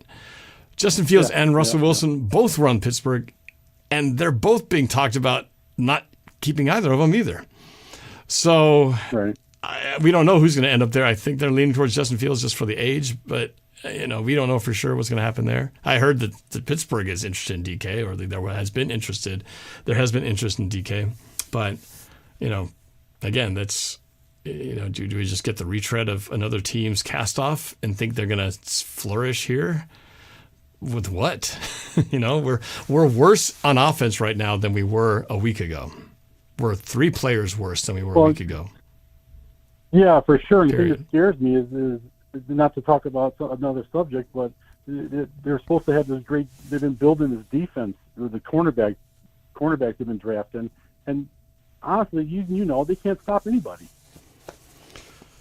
No one. Their defense has holes all over the place in it. I mean, their teams just score at will. They run on it at will on the Seahawks all the time, and it's just you got to fix that hole too. I mean, the whole team just has to be kind of thrown away and restarted. I mean, you got some young. Don't get me wrong, you got some young cornerbacks they drafted recently.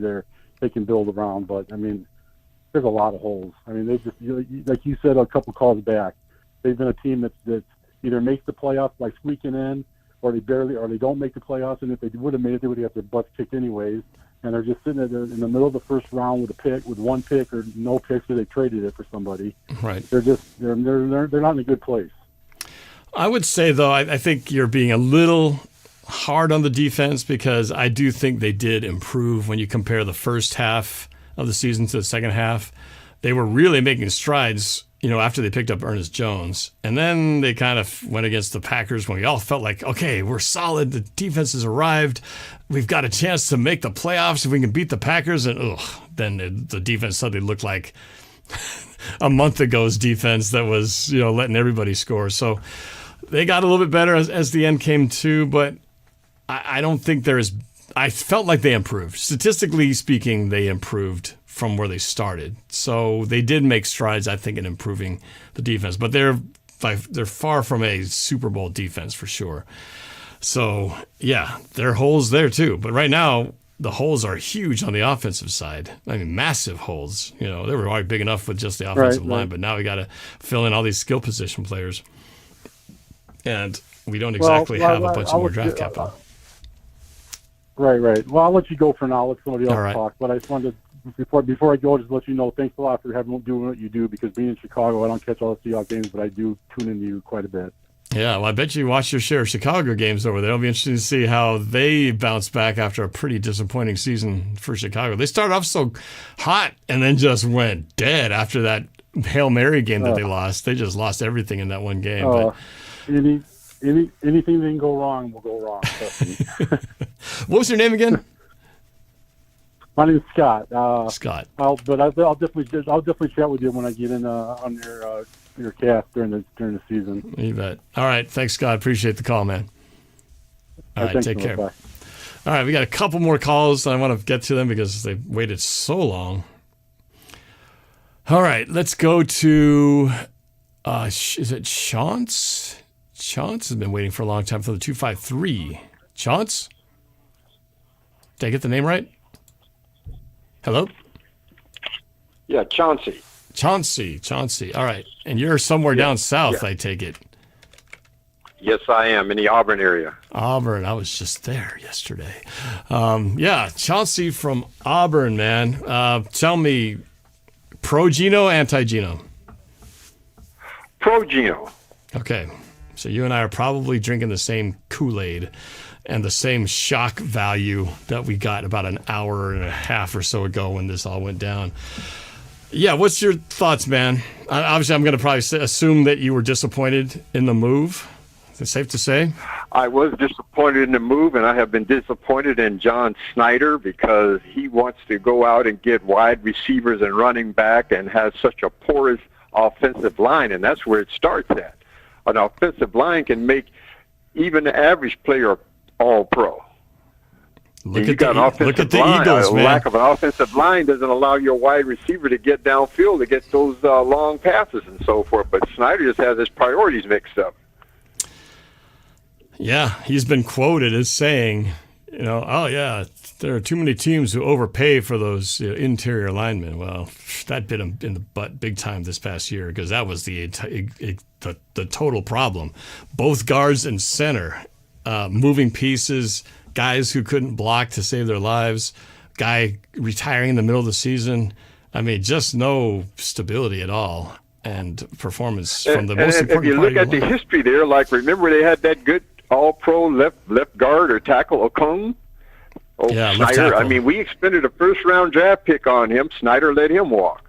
I mean, they let Max go down there to, New Orleans, and that line was never the same after that.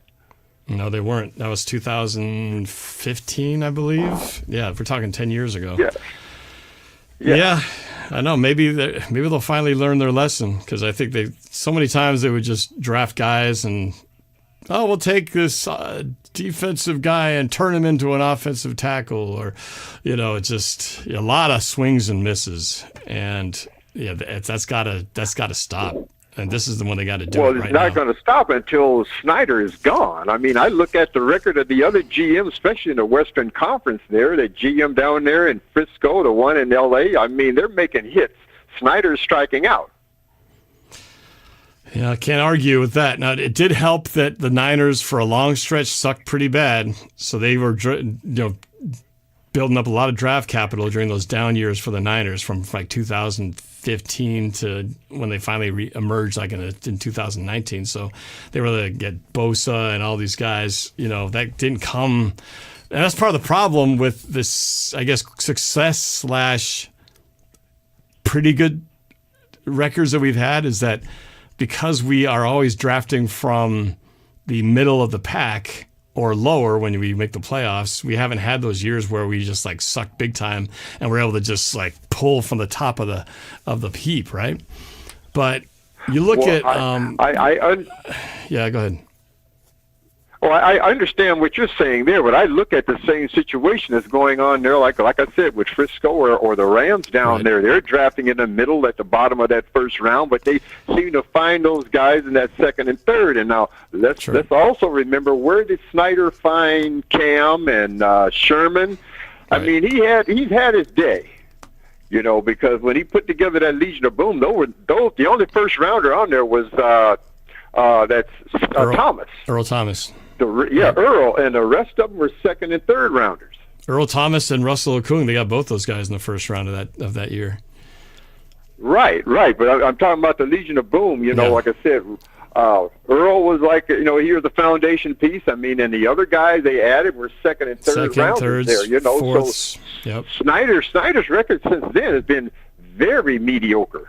Well, and you can. It's been argued that maybe the reason why they were so successful early was, Pete Carroll had just left USC, right? He was right in the thick of the college game. He knew all the players that were coming out of the draft, so he kind of had that inside knowledge of who was the players to go after, and so maybe that just gave him that edge where scouting-wise he was already familiar with all the players coming out. But then you get 4, 5, 6, 7, 8 years away from it. You're no longer in the college game. You got to rely heavily on your scouts. You got to do all your homework and all that. You don't have that instant access that you had when he was with USC. And all of a sudden, the track record, it's not been very good. We've had some horrible draft picks. It hasn't been good for like 8 years. I mean, and then when he does get that first rounder, they're here for 1 or 2 years, then they're gone. Then you're right back where you started from. I think he expended a first rounder on Brooks, that linebacker, right? And then he's gone after 2 years. And for a long stretch, we wouldn't even use our first rounder, right? We would just we would you would trade drop back yeah, and exactly. get more picks, and then you hope by doing so you're getting quantity, but sometimes it's quantity over quality, but some of their best picks, were in the later rounds, and some of their first rounds were head scratchers, right? Well, yeah, like what's his name that was on that right side that was always getting Jermaine Ifedi. Yeah, I think he went to Chicago, I believe, or whatever. But that was the first rounder there. Yep. And then how about the not that it was the Seahawks' fault, but probably the worst first round pick ever, the one that never ever played for us, Mr. ATV accident. What was his name? 2017, I think. I think he came out of Michigan, I believe. Yes, Michigan. He was. Chat, help me out. I Who was thought the guy he was a second rounder. Yeah, he was second, but pretty high in the scope of things. What was his name? Somebody in the chat help me out. Malik McDonald, thank you. Narenda. Malik McDowell. Not Malik McDonald. Malik McDowell. That was a just nightmare of a wasted pick on a guy who maybe would have been pretty good, but injured himself and never played for us. Yeah. I hear you, man. And it's like, John Schneider reminds me of, I don't know if you're a movie guy, but do you know who the director M. Night Shyamalan is? No, I don't. Have you ever seen the movie Sixth Sense with Bruce Willis? No, I haven't. I haven't seen that. Okay, then I'm completely wasting my time with this analogy. For those of you out there who do know, M. Night Shyamalan directed The Sixth Sense, and it had that wicked twist. Everybody knows, I see dead people, right? And it almost seemed like John Schneider's kind of like him. He won an Oscar, I believe, that year. Great movie. But it's like that put him on the map, and ever since then he's had some good movies and some really kind of questionable ones. But it seems like he's always in the mix of one of these great directors, no matter what he comes up with, because they'll always remember what he did with this big first hit. And it's kind of like Schneider gets a big time pass, because he kicked butt so well in the first 3-4 years of the draft, but after a while, it's like you can't keep hanging on those laurels that got you in the beginning and got your Super Bowl, when everything after that is kind of like you said, it's been a lot of lack of development, lack of just bad scouting, bad free agent moves. And I wonder how much money the Seahawks expend with their scouting, or how many scouts they have, Yeah. But the sad part of all this here, Norm, is the fact that our once loyal Rabbit fan base has been treated like SHIT here, I mean, they don't put a good product out on that field, and every year the price of the tickets go up. My first payment was due today, and then I find out all the news about Geno. The Seahawks did that same thing there when they did that Russell Wilson thing. They wait until you commit, and then you get all this news back. Now, had you known beforehand, maybe you would not have renewed. Yeah, but I mean, they just they treat that loyal Seahawk fan base. They treat us very, very badly. Yeah, you bring up a whole nother issue that we could have a whole show just talking about that. But Russell Ayers in the chat said, "Yeah, Rashad Penny was the worst by far." Yeah, there's another bust of a. He was first round too, I think, wasn't he? Wasn't Rashad Penny first round? Yeah, that worked out great, didn't it? Injured most of the time. He had one good year, and then he was gone after that. But so you're a season ticket holder, even though you're in Chicago. Yes, I'm sorry. I'm sorry. I'm mixing you up with the other guy from Chicago. So you're a season ticket holder. It's not like you weren't going to renew them, even if you knew the Geno thing, was you? You weren't going to not. Well, I don't know, because I had an offer for someone wanted to buy my whole season, whatever, and I dismissed that because I'm thinking, hey, we're going to rise up this year or whatever, But that opportunity has passed me, So I'm stuck with these tickets there, and I don't know how many games I'll go to, but it's just the fact that I don't. I'm very disappointed, and I was having feelings of optimism, but since this Geno DK Metcalf thing, and the Tyler Lockett, I mean, it's been one hit after the other, Yeah, the last 3 days have been brutal. There's no doubt about that. When three of the guys who you can almost kind of all call the face of your franchise, any of those two guys, who they look like. They're your stars, right? More than pretty much anybody else on the team right now. And all three of them go away. Right. It's like, who's your face of your team right now? Devin Witherspoon, maybe? And who are the Seahawks going to get to replace Geno? Does anyone know? I don't know. Everybody thinks there's a better player out there. All the people who hate I on don't Geno, think so. like, oh yeah, Geno sucked, get him out of there. It's like, what are you going to replace him with? Who's going to be better than him with the same? Again, I keep saying with the same line and offense as it's constructed right now. I argue you could put Patrick Mahomes back there and he would suck behind this offensive line. So yeah, I think too. If you put any of these top 5 quarterbacks behind that line, they would have struggled. And I think if Geno had a decent line, Geno would have been a top 3 quarterback. I think. If he had a decent offensive line out there. Well, top three. There's some top threes that are hard to knock off there. The top 3, you got Mahomes, Lamar Jackson, and Josh Allen. That's pretty tough company to crack the list on. But I would definitely say that you put Geno in the top 10. That great offensive line will make any of them all pro. It's just my thinking about that. That's true. Jalen Hurts is a solid quarterback, but he's made that much better because of his offensive line. That offensive line is awesome. Absolutely, and Josh has a good one down in Buffalo there too. Yep. I mean, and that's where it starts at. When you got that offensive line that got cohesiveness and consistency or whatever like that, those guys can stand back there all day and write a book and then throw a pass. I know. I watch other teams and I get jealous, green with envy as I watch them. Like, oh, it's 3rd and 1. Oh, they're just going to do a tush push. It's a given. You give the Seahawks 3rd and 1, and you're just like praying to the gods, like, please get a yard. And most of the time you don't get it because that's how bad our push is on a line. And if you can't even get 3rd and 1, what more on all the other downs where you have so much more to have to try to do than just push the guy in front of you. I mean, it's been a wreck, man. And yet Geno Smith has been pretty good. And when you think about it, all that you just said is true. And yet the stats he has, minus the interception, stats have been amazing. And we've only been like 1 game away from making the playoffs these last 2 years. If we beat the Rams in either of those 2 games in the years that we should have beaten them, we would have been in the playoffs. Not that we would have done any damage. We'd probably be a one and done like the Vikings or something, but you'd be in, and there's something rewarding about that. But, at the same time, though, man, I got to say, Chauncey, is that we have to take the good with the bad. We have to take, as fans, especially as ticket holders, we have to kind of also take what we've been fortunate with. Yeah, we haven't won Super Bowl since 2013. We've been in one when you include 14, but we've been fortunate that we haven't had to watch total god-awful trash in any season, right? The worst we've ever done is 8 and 9.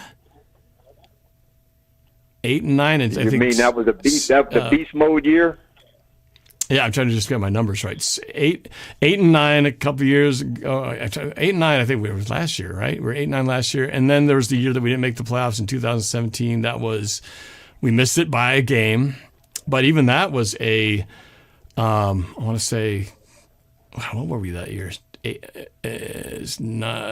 9 and 7 or something. Anyway, we've never had a year where we were 2 and 14 or 4 and 11. The last time we had a year that bad, you got to go all the way back to Mike Holmgren's last year, where we went 4 and 12 and then 5 and 11 with Jim Mora.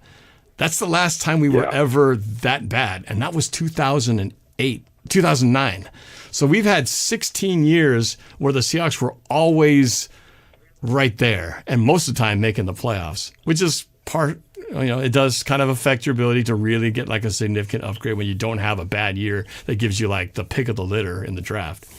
But anyway, So as a ticket holders, you can probably know is that it helps to not have a series of 3 and 13 or 3 and 14 years and 4 and 13 years, where we've been pretty spoiled like that.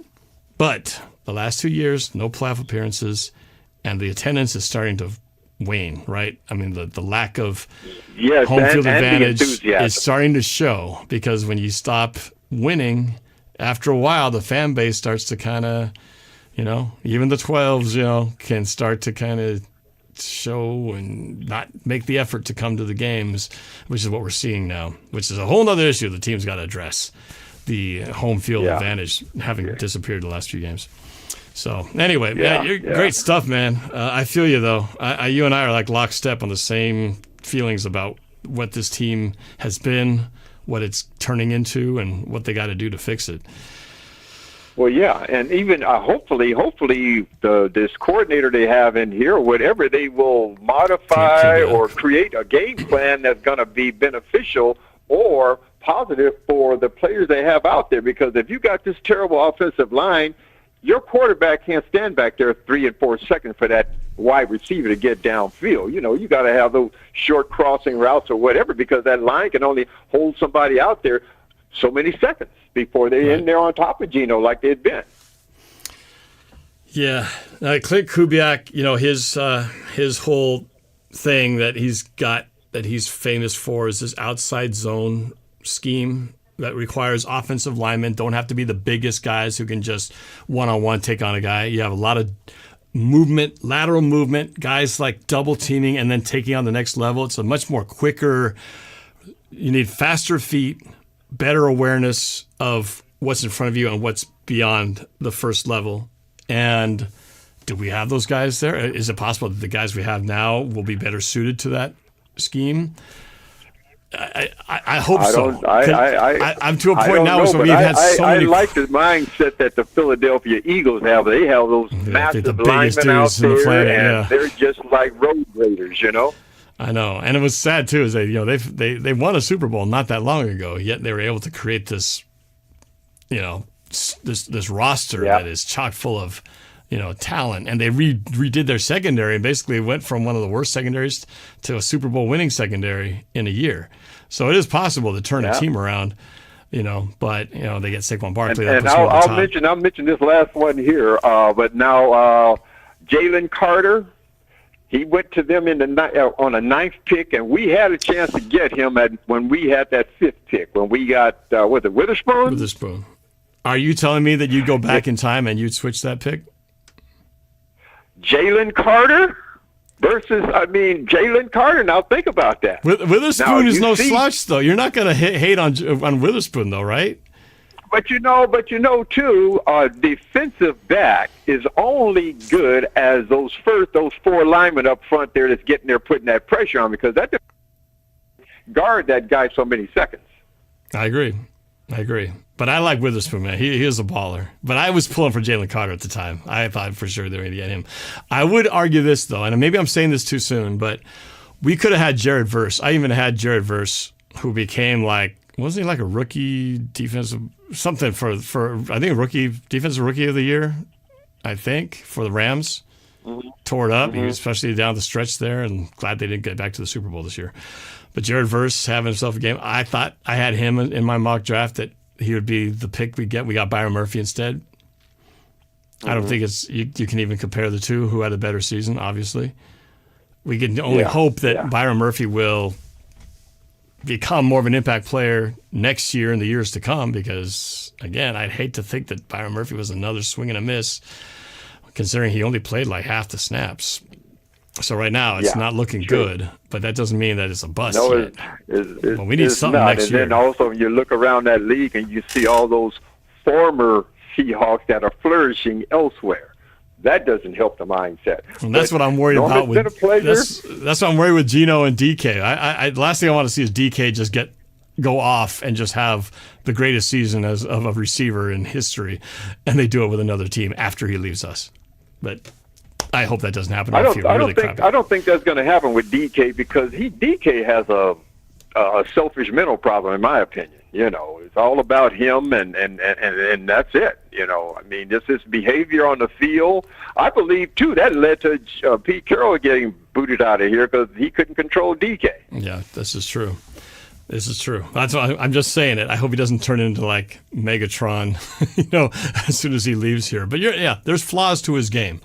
The fumbles he had this year, bad routes, going off his route that led to interceptions, balls that he should have caught, that I'm going, wow, how do you not catch this? You're the biggest dude on the planet, and you have the highest vertical. How are you not winning this 50-50 ball? There were plenty of times when I got frustrated thinking DK should be doing better right now than this. Yeah, because you look at the receivers on the Seahawks, he had the worst hands of the three receivers that I was judging, like Tyler and Smith. He came in third to me. He had the worst hands. No argue. I would probably put Tyler Lockett first, JSN right behind him, Smith. And then DK. Yeah. If I'm going to trust a guy to come down with the football in a like really difficulty catch situation, I'd be really nervous when DK's in that situation because he's does some things where it's like you're just not utilizing your gifts, bro. You're like. He jumps too early, and then he comes down after he reaches his apex, getting the ball. It is things like, come on, man. So again, that frustration of having a guy who's so physical and yet never really tapping into what feels like his full potential. We'll see if he finds it somewhere else. But I don't think he'll ever flourish anywhere else because simply he's a head case, and any DB can get into his head, and we've seen that with the defensive backs in the conference we had here. They can get into his head the first play, and he's totally out the game then. Then he's got a penalty because of this or that or whatever, I don't think he's going to flourish anywhere he goes. Interesting. He was better this year, though. He wasn't as bad. Yeah, he was. He was better. He was better. Yes. Yeah. Mm-hmm. Anyway. All right, man. Thanks for the call. Appreciate it, Chauncey. Well, maybe I'll see you around the stadium one of these days. Yeah, and seeing as you have a lot of influence, tell those Seahawks to give us those programs back again. Oh, the actual physical programs? Yeah, I know. I missed those. Yeah, man. the little booklets, the game day programs, right? Pardon me? The little game day programs with the rosters and everything on them. Yeah, the book that had the roster in there, whatever, and I'm sure they made money with the advertisement in there, but how can you be on your phone and yell and clap for the team, and you're trying to look on your phone to see what number is this person or that person or whatever? I agree. Well, that's kind of the way everything's gone to paperless, right? It kind of sucks. I miss the days of the tickets, the pictures on them, and you had a little souvenir, and it's like, you can print a PDF of it later. It's not the same thing. Yeah. But well, Norm, use your influence and get the programs back. I don't know if there's any turning the clock on that back, but I'll see what I can do, man. But there's some things that are just like inevitable change. But I feel you, man. I hope to see you around the games. It's been a pleasure. You take care now. All right, Chauncey. I'll talk to you soon. Make sure you call in next time because I like what you say. I like what you got, man. Okay, then. All right. Take care. Bye.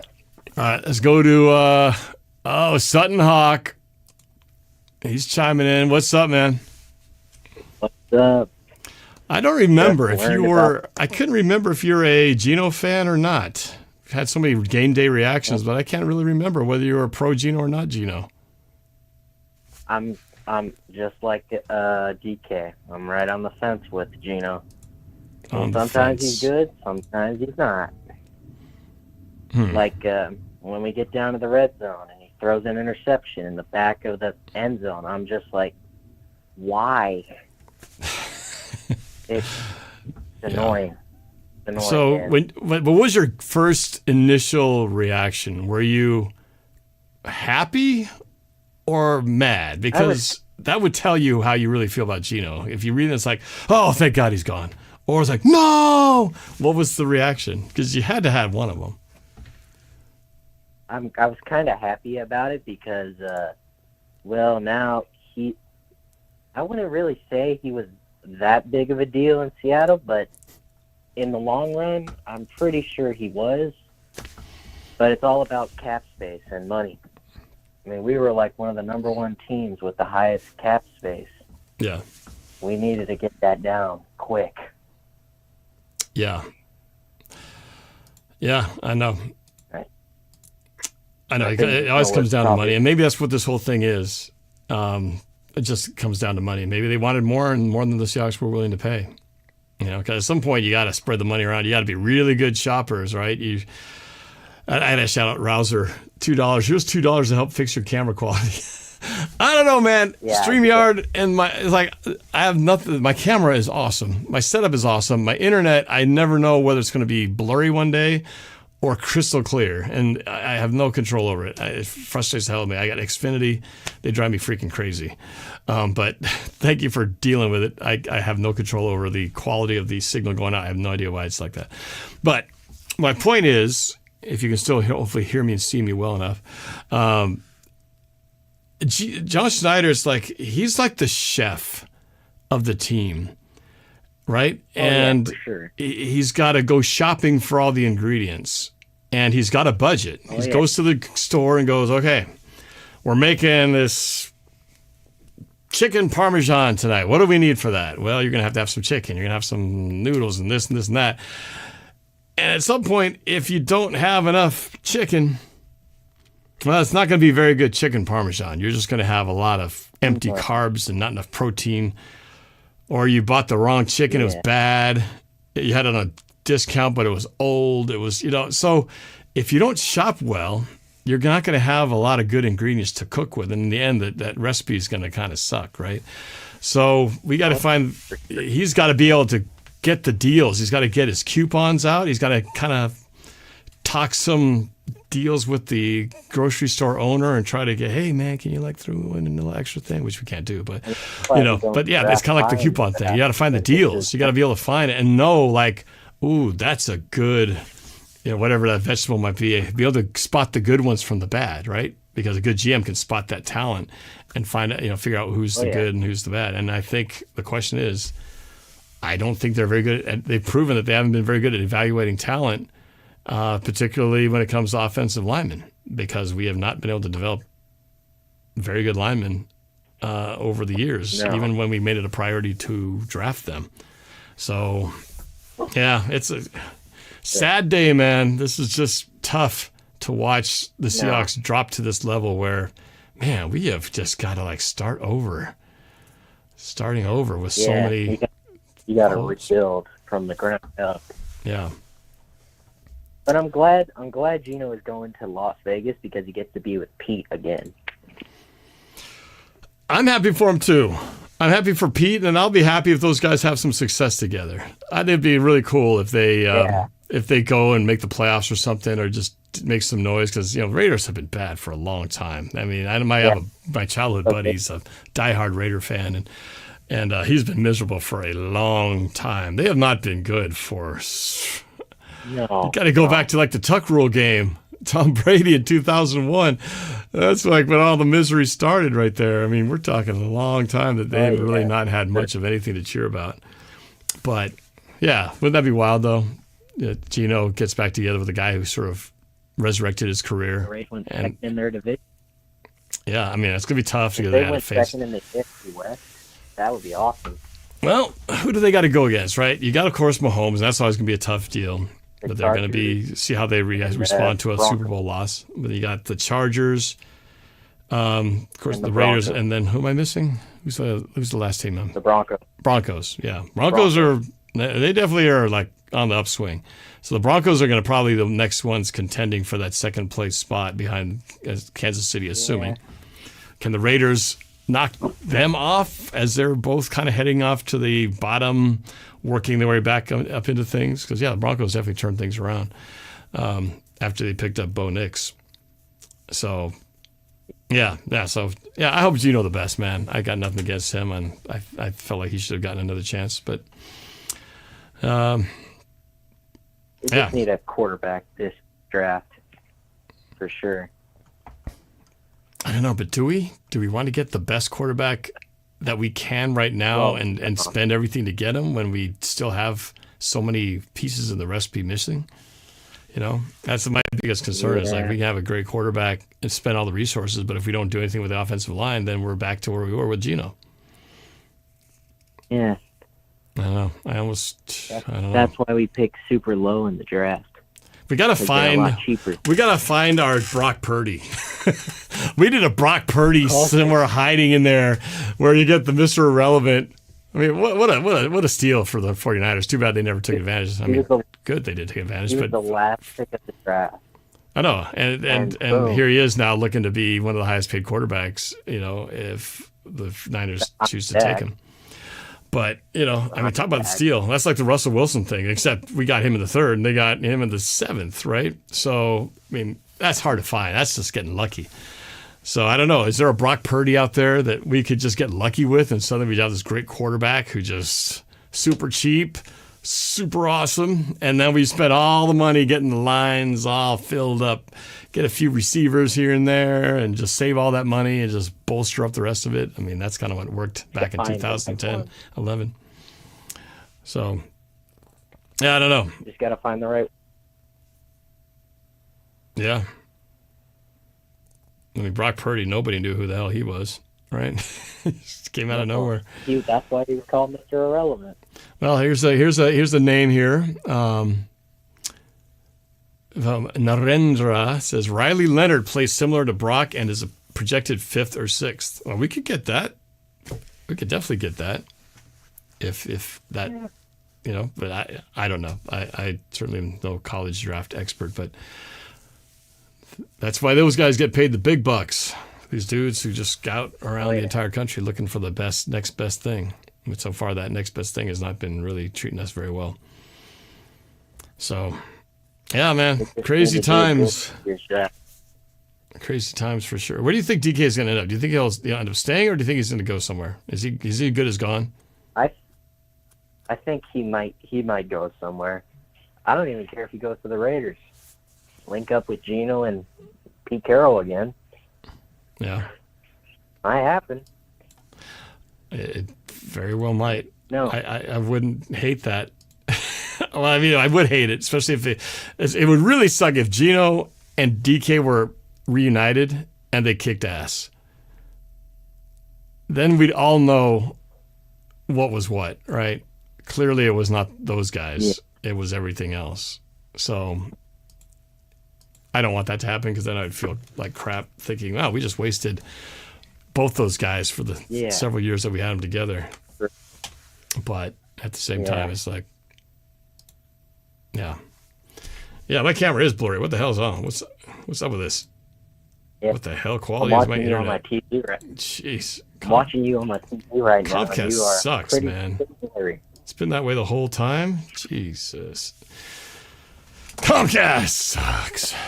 All right, well, Alena, yes, I do see you. Well, apparently nobody can see me either because I look like a watercolor painting. Say that again, man. As long as we do good in this year's draft, that's all I'm hoping for.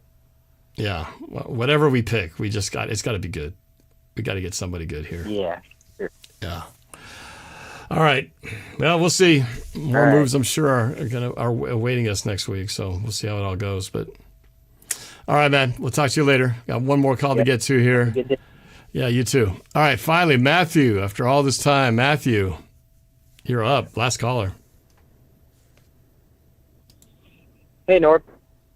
What's happening, man? Oh boy. Yeah, it's been a day, hasn't it?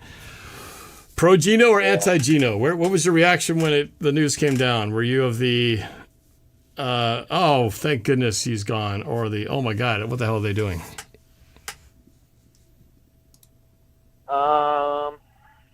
I mean, I was open for keeping Geno around for one more year, and like I really wanted to draft a quarterback, and then just let him sit behind Geno for a year, and they're veteran. Sometimes I think that's the best thing for them. I mean, obviously we've seen plenty of these. Some rookie quarterbacks they just get thrown in and they struggle. I mean, look at Caleb Williams. I mean, he was said to be one of the top. It was a slam dunk. Yeah, nobody had any doubts. Like, oh yeah, for sure, Caleb Williams is the best quarterback in this draft. Especially when Chicago gave him all those receivers. But and then a guy Patrick Mahomes, he sat his entire rookie year. He came in and he blew everybody away. So I was perfectly okay with sticking with Geno one more year. Draft a quarterback, let him sit behind him, and the best part about it is that if the quarterback wasn't ready, cool. We have Geno. He can start. I mean, Right. like Geno is a veteran, and if Geno's passing numbers were really high, so if the young quarterback could learn off of that, great. Geno throws a bad interception, like good. Learn to not do that. Right. But I guess with the Geno thing it's I've been kind of saying that I've been wanting Geno to stay here. Oh, that sucks that they let him go. The question is, did Geno have something to do with this? Did they have a conversation and he goes, hey man, I think I should be getting at least $35 million a year, and the Hawks were like, well, we're not going to pay you anything over 28 or 29. It was, well, you might as well trade me, man, because obviously you don't value me as a player. And was it that, or did the Seahawks just do this on their own? We'll probably never ever know until somebody writes a book about this season. But if Geno didn't want to be here and he wanted to be traded because for whatever reason, well then. Same with DK, right? If you just say, I want to be traded, then it's usually you didn't get enough money or you just don't want this situation. So if that's the case, well then, shoot, what are the Seahawks supposed to do, right? The players don't want to be here. They don't want to be here. I just don't know if Geno knew this was coming. It'll be interesting to see the reactions. But I don't, nowadays it's like you just never know who's telling the truth, right? Because it was not just a few days ago that the GM and the coach were all saying DK's not going anywhere and Geno Smith's our quarterback. Both those turned out to be not true. Whether they knew it at the time or they changed their mind because things changed along the way, that's a different story. But I don't know if I don't know if we know this. Bobo said, now you got to read this in context because it says DK asked for a trade to a contender. It means DK believes Geno is not him, and now maybe DK stays. Possibly. I don't know where that contender line came from. It was in the multiple tweets saying that he wanted to play for contender. I don't know if those are his words or somebody putting words in his mouth. But I don't know. blame anybody for wanting to play with a contender, and the Seahawks have been kind of stuck in mediocrity. But that's kind of where I go back to the young quarterback.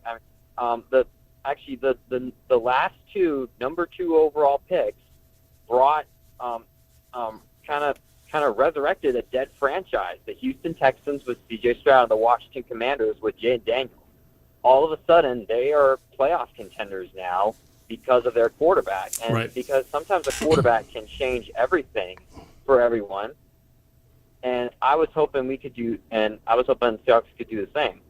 Do you remember when Jaden Daniels went? I mean, it was pretty high, was it? Because the quarterbacks just went in like a streak of them. Where did Washington draft for? Anybody know when Jaden Daniels went? I don't remember. I feel like it was still in the first. He got pick number 2. It was 2. Yeah. So we're not getting 2, right? 2. So how are we going to get that? Unless again there's the Brock Purdy's or these surprise guys who just are amazing and nobody knows about them floating up there. So yeah, I remember. Yeah, Jaden Daniels. There's a lot of debate. Jaden Daniels, Caleb Williams. Who's the guy that went to the Patriots? Drake May. Yeah, there's a lot of people where you hear pros and cons like, oh no, he's better than Williams. You got this guy. Jaden Daniels turned out to be the real deal. I mean, he's definitely like. No, I mean every draft pick is a risk. I mean, there's been plenty of players that everyone has said that's a surefire star, and they turn out to be a massive bust. So, right. It is it is a risk. Now, okay, kind of back to what you were saying about Brock Purdy. Brock Purdy got put into a situation with Christian McCaffrey when he was really good, Deebo Samuel, Brandon Ayuk, George Kittle, a really good defense. Kyle Shanahan is a fantastic offensive-minded head coach. He got put into that situation, and he excelled. Yeah. He excelled there because he just had the weapons around. Now, is he good because of the weapons? I think we're going to find out soon. Right. Once all their players, once those guys leave. But then also the other question is, can the 49ers replace them? Mm-hmm. And no one can answer that until that situation arises. Right. Yeah. No, for sure. And Alona, I know I apologize. I can see my stream looks like crap. I don't know why this is, unfortunately, this quality. I'm glad you can at least hear me. Brock Purdy fell into about the best situation you could have. He had an embarrassment of riches. He had like one of the best defenses in the league. And look at the weapons. Like you said, at the time, Deebo Samuel at the peak, Ayuk, Kittle, and then Christian McCaffrey just put it over the top. I mean, and a pretty good offensive line as well. So, but now that's starting to fall apart here too. So the big question is he good because he's good, or is he good because he just had everything a quarterback would ever want? And it's kind of the opposite when you bring a free agent into this Seahawks situation.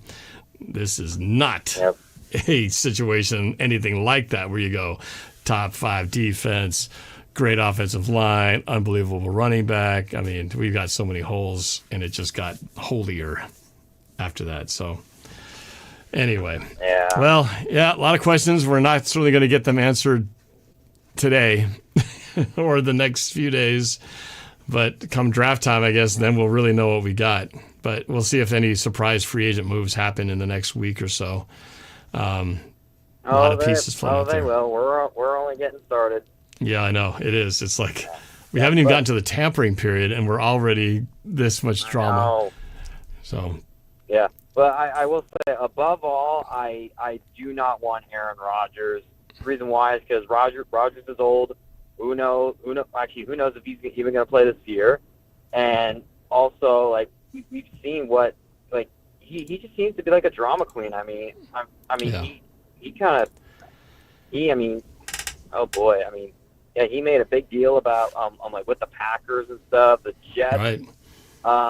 Someone could write a book about that. Like that was a disaster. Well, and that worked out great because, Jordan Love, look at what he's become after sitting behind Aaron Rodgers all those years. So, they played that one right. I know. And they've only had 3 quarterbacks in the past, like 20 years from Favre to Rodgers, now Love. That's pretty good. But Seattle also kind of had a similar route there where they didn't have a bunch of quarterback carousels. Offensive coordinators, different story. But anyway, we'll see. It's going to be interesting for sure. So, well, thanks for the call, Matthew. Appreciate it. Have a good night. All right. Well, I said that was going to be my last call, but I'm going to get one more here because we got PDX Cam, loyal supporter of NORBFAM on the NORBFAM. I also got to see him at a game a couple seasons ago, so got to get him in here on the show as well. So, PDX Cam, what's going on, man? Saved by the bell. I thought I was too late. Yeah, well, I saw you come in. I was about to end it here, but I saw you in there. I had to make time for you. So, yeah. I just got off work, so. Pro Geno, anti Geno. Where did you stand on the Geno thing? I'm a bit half and half on it, only because I sort of had a working. It's still in a process thought, like theory of why they would trade Geno. And it's like, the way I think about it is like last year traded for Sam Howell. Now, whether you think Sam Howell's going to be the guy of the future is all up in the air. I know he was someone that I wanted on the Seahawks, and when he was drafted initially. I saw you got really muffled all of a sudden, like your mic got blocked or something. Uh-oh. Hopefully not. Okay, is that clear? That's better. Yeah, I think you had it covered or something. So repeat what you were saying. So they had traded for Sam Howell last year, and obviously Howell was someone that I was very high on when he was drafted initially, and of course he had a very small sample size in the starting role in Washington, as we saw. I'm sort of thinking maybe they traded Geno because there's a possible chance that they think Howell might be the guy that they could possibly build around, and they wanted to net something off of Geno because there's a good chance they probably had Geno in the starting position so Howell could learn off him, sort of the same way that, in a way Geno was learning off of Russ when he was behind him. Yeah, I don't know, man. I know we didn't see much of Howell, but just even everything we heard from training camp that he was not very good. it was almost like shockingly bad in terms of his throwing accuracy and whatnot. So I don't know. I don't know if there's much hope in that Howell's going to come in here and take the reins. I mean, I don't know, unless they, again, if they're going for the full rebuild and they want to invest massive resources in a quarterback right now, thinking more like, let's get a quarterback in another year after we've had a chance to shore up the offensive line, like just totally pour our resources into just building up the line, and then we'll build our skill position players the following year and just kind of roll with what we got. Maybe that's what they're going to try to do here. If so, we might be in for a bumpy ride for this year. I mean, maybe in that case, the Sam Howell's idea makes sense, but, they just cast off the two most expensive players on the team. That would have been the next most expensive players on the team. So, maybe that's what they're... And honestly, the two oldest players on the team. Well, I'm throwing DK. I was talking about DK. I was talking about DK. And Geno. Yeah, I mean, I was throwing DK into the mix of all that. But, DK, obviously had another... it's got another big contract going. But, yeah. So, a lot will tell when we see what happens. Obviously, if they don't make a free agency move, well, then...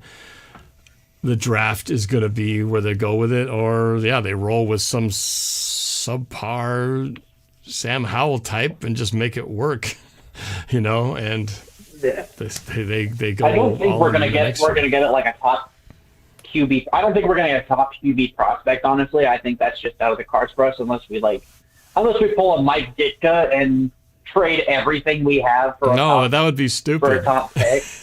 But that would be terrible. Look how well that worked out for him. Right. Yeah, no. It's honestly, I think you need to spend your higher round picks investing in your line, because we just lost one of our, who was the defensive lineman we just lost? I'm blanking it. Defensive lineman. We had just cut him a while ago.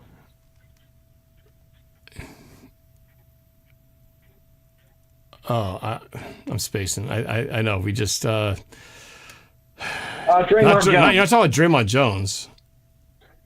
Have you cut him just like last week? You're talking about earlier? Yeah. And no, that was Draymond Jones I was thinking of. Okay. All right. Yeah. He kind of just never quite amounted to what we were, hoped it would be. Another one of those didn't quite pan out plays, right? Yeah. Players, so I should say. I do think we got to shore up offense and defensive line, of course, just because obviously injuries were a big concern in that area, and they've always have been, honestly. Our first round pick this year, Byron Murphy, he dealt with some injury issues. Right.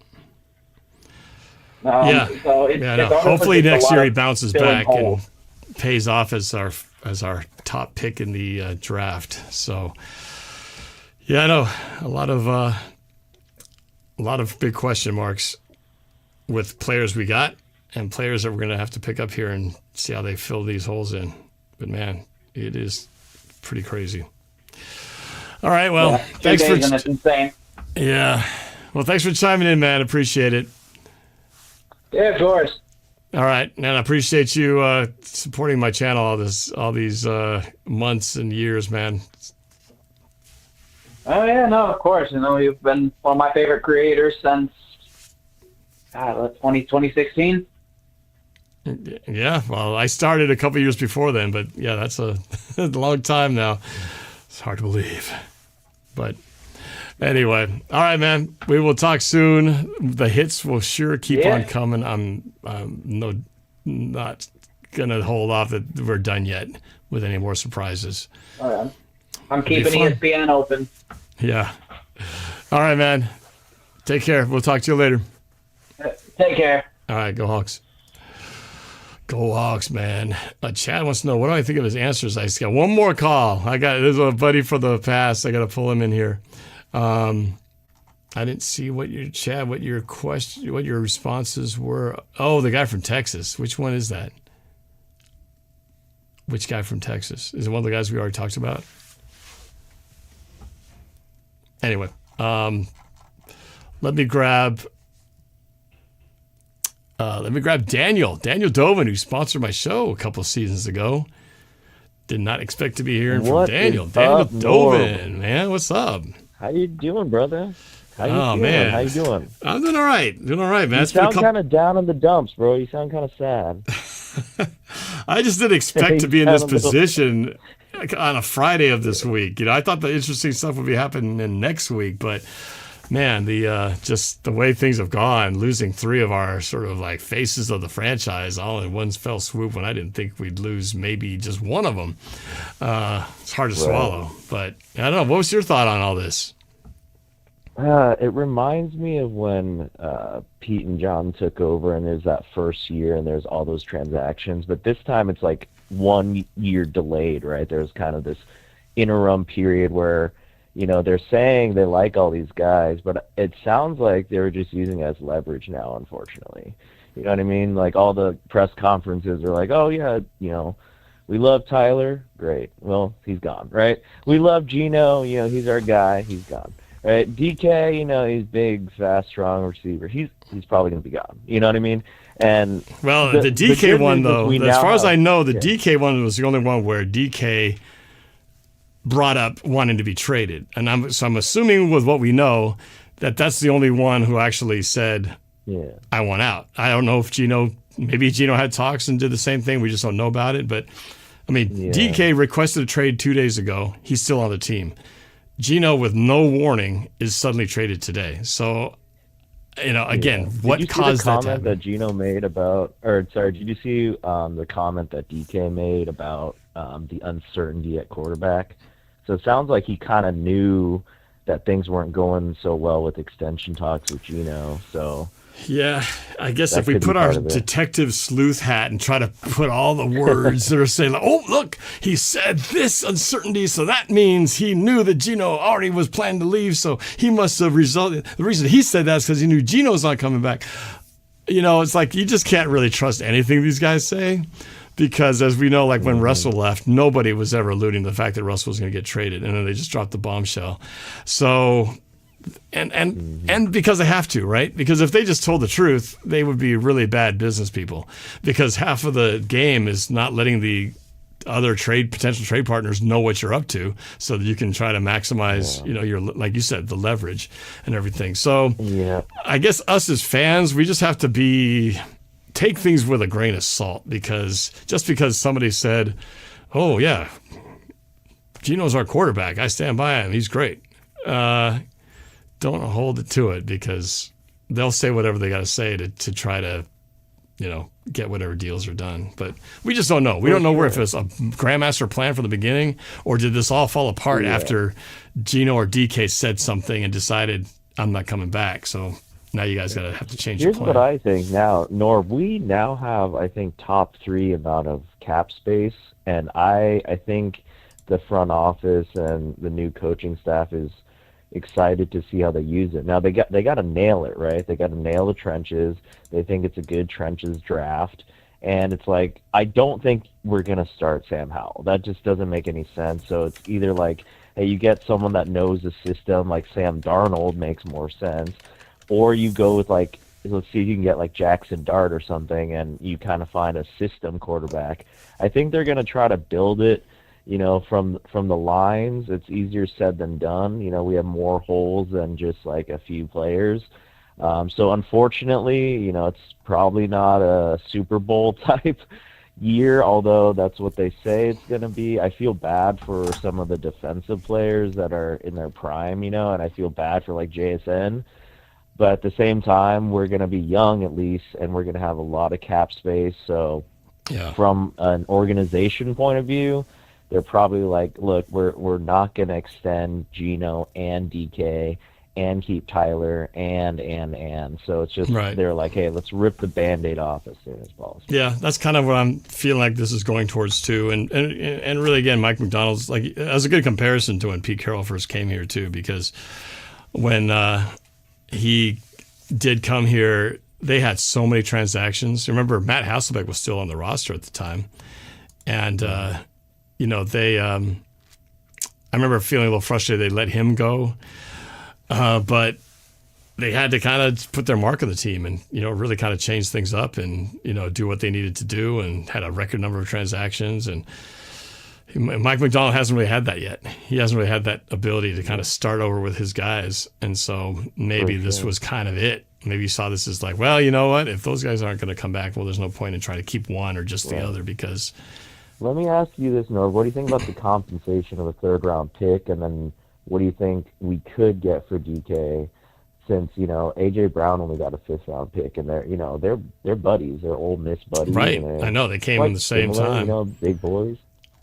That's why I think people who say, oh, we should get a first-round pick for DK is like, man, even players who are performing better than DK now didn't get first-round compensation for, I can't name the specific player and deal, but it's not very often that you get a receiver to command that kind of a trade value. I mean, and then Geno only getting a third-round pick for him, I mean, feels like that's it.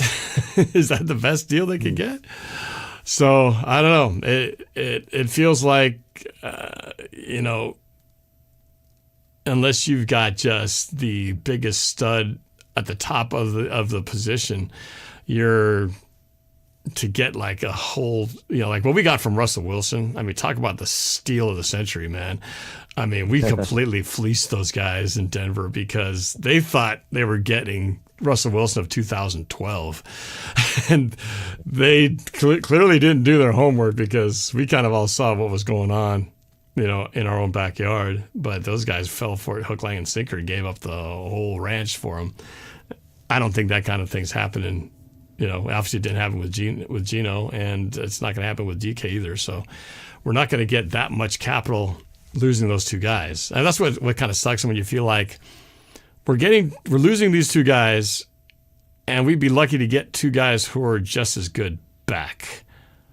Right. You know what I mean? It feels like you couldn't get an equivalent in exchange with what we got for it. Mm-hmm. But maybe what they'll do is they will go into the, invest in the offensive line and then put it where we really need to, because as we've seen, if you have a really good offensive line, your quarterback doesn't have to be the greatest, in the league to have success, because then all of a sudden you have a running game, and all of a sudden you can just have a pretty good passer, and all of a sudden you just look like the greatest offense ever. The Eagles are kind of like that now, right? They got Saquon Barkley's a really good running back, right? But it's that offensive line that makes that thing go. He makes Jalen Hurts look 10 times better. The biggest O-line in history. Biggest O-line. But, with Saquon Barkley, I mean, we saw Saquon Barkley with a team that didn't have a very good O-line, and he was never that great, right? Not like he is now. Mm-hmm. So, it does start in those trenches. And I feel like out of our running backs, we have a pretty good season if we had a line like that to run behind. So, our running game has been just not good. If you can't run, you're just. So here's my bold prediction for you, Norb. Okay, let's hear it. So we're gonna throw a bunch of money at the Packers center. I don't even know his name. I just know he knows the system and they like him. So and then we're gonna take one of the third-round draft picks and we're gonna trade down for like 2 fifth-round picks because we think it's a deep draft. We're gonna go heavy on the trenches, a lot of O-line, a lot of D-line, and we might get a quarterback, but it depends on free agency. It's either like Sam Darnold or we draft someone in like the 2nd through 4th round that has like potential, but we're going to hide behind the fact that it's kind of a rebuild. We're going to focus on the trenches because we got to start there. So that's my bold prediction, but I think the big free agent signing is going to be the center, and I think we're going to have to go heavy on draft, and one other splash might be Sam Darnold. That's my prediction. Just because the system makes sense for him. The system makes sense. That type of, Kubiak system. Right. I will, again, I read a text earlier from my friend who is a Vikings fan and a Seahawks fan, and he just straight up said, Sam Darnold is not an upgrade. He's probably a downgrade considering the O-line. Now, maybe we get an O-line. Maybe we kind of get back to that. He also had elite receivers, including the tight end. Right now, we don't have elite receivers. By that logic, though, it's nice then to get a third-round pick. You know what I mean? It's like, okay, we got a free third-round pick if we get someone equivalent to Geno. Geno's season would have been totally different without the interceptions and pick sixes and the red zone. You know what I mean? Like, he was this close to getting 30, if he threw 40 if he didn't throw that one pick six against the Rams, we would have been in the playoffs. Yeah. You know, that one hurt the most. That one will hurt for a long time. Yeah. But yep. So anyway, yeah, well, that's as good a prediction as any. It's going to be interesting to see what they do. Fast and very defensive, and try to take advantage of, that we have 3 good running backs. I think we're going to try to be old school and go heavy on defense. Like, that's the only kind of way we know how to do it, and that's fine, because the gunslinging just doesn't work for us. It just doesn't play to our stadium, our fans. It doesn't play to our weather. We're not here to throw 40 bombs. It's fun sometimes for fantasy, but it's like we tried throwing 40 bombs a game. We kind of had to when the running game wasn't working. Ryan Grubb was just like, screw it, just keep throwing it, Geno, and you throw it enough times, you're going to get picked a bunch too. But yeah, I will say this though, I do appreciate that they make decisions quickly, right? If they feel like they made a mistake, they'll just move on quickly. True. And I appreciate that rather than, hey, let's kind of drag it out. Right. But I do wish, players like Tyler could have stayed a Seahawk and retired a Seahawk. I think that would have been much better for him. KJ Wright, Bobby, just for respect, you got to find a way. But at the same time, like if the money's not there, money's not there. Yeah, that's the thing though, right? It's like that price tag for Tyler, if he didn't change his contract, that was an insane amount that he would have cost the team. That's why I kind of knew unless he was willing to just take a discount, there's no way they'd be able to sign him. Not for what he was doing. Tyler Lockett from like 8 years ago, yeah, but Tyler Lockett of now with the production that has been decreased to, there's just no way they could have made that work unless he just simply worked for a lot cheaper. But he's not going to do that. So I hope he doesn't play. I hope he just retires. I don't want to see him go to another team, and it's hard. It's like hard to watch Bobby, right? Hard to watch Bobby with the Commanders in the playoffs and feel like we screwed up. That was actually kind of nice to watch Bobby because he's playing with Dan Quinn. It's literally it was. I was happy for him, but I was bummed as a Seahawks. Yeah. And you see that they re-signed him today. They extended him. So it's like, I think he's his own agent. Got $9.5 million. He's like, that's the same as me getting 10 with an agent. So he's like, yeah, right. But I mean, it's all gravy. They obviously believed he was good for another year. I didn't know how much. I thought maybe he was done after that return year after playing with the Rams. I thought, that's probably it. They love Dan Quinn loves him, and he's got Ken Norton over there. It makes sense. They got a stud of a QB. That's the best rookie season out of a QB. It reminds me a lot of the Russell Wilson year, man. The whole season they had felt a lot like the 2012 Seahawks that lost to the Falcons in the divisional. Broke down a little bit, he's off to the races, and he's just faster than everyone on the field. Yeah. That's a fun team to watch for sure. Yeah, we'll see if they make some noise next year. But all right, last question for you, Norman. I'll let you go. Who has a better chance of going to the Raiders now, Tyler or DK? Oh man, I could even see this crazy scenario that either of the two could go there, given that it's Pete as coach.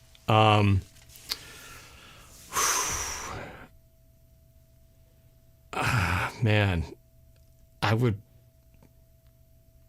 say Tyler, because Tyler could go wherever he wants, and if he doesn't want to be done playing, and he likes playing with Geno, why wouldn't he play there?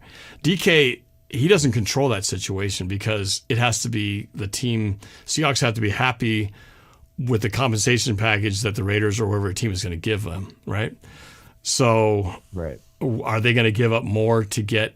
DK, how much do they want him? How much can they afford to, bring him on?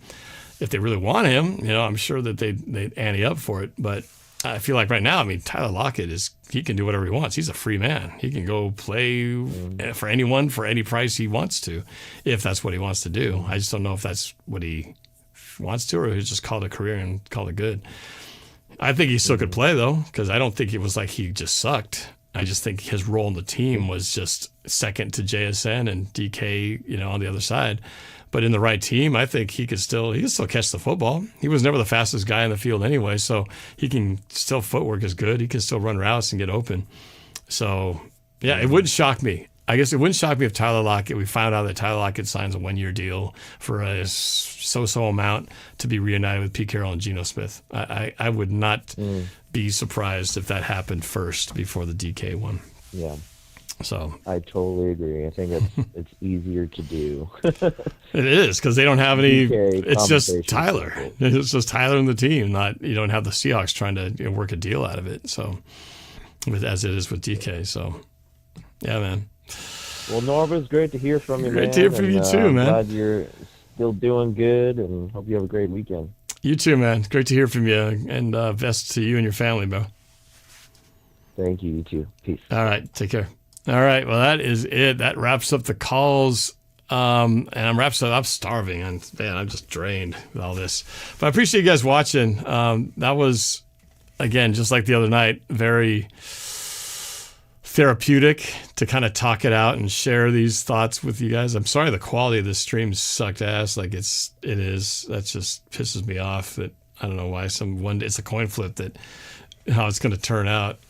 And if I had just done a straight to YouTube stream, it would have been better. I found that when I go through StreamYard, that's when my connection tends to go fuzzy like this. But if I had just done a straight to YouTube, it probably would have been better. But I don't know. I was trying to reach the Facebook folks at the same time. That's where I can double stream to both platforms. But anyway, appreciate you guys watching. Everybody who called in. Great stuff. I hope you guys will do so again in the future. And for all the people who super chatted earlier in the show, appreciate you guys too for doing that. That was I always appreciate the support and glad to be able to recognize your comments, and everybody else who just chatted away. There was a lot of good stuff I missed that I'll have to go back and watch later on just to see what I missed reading through. But, yeah, weird week, man.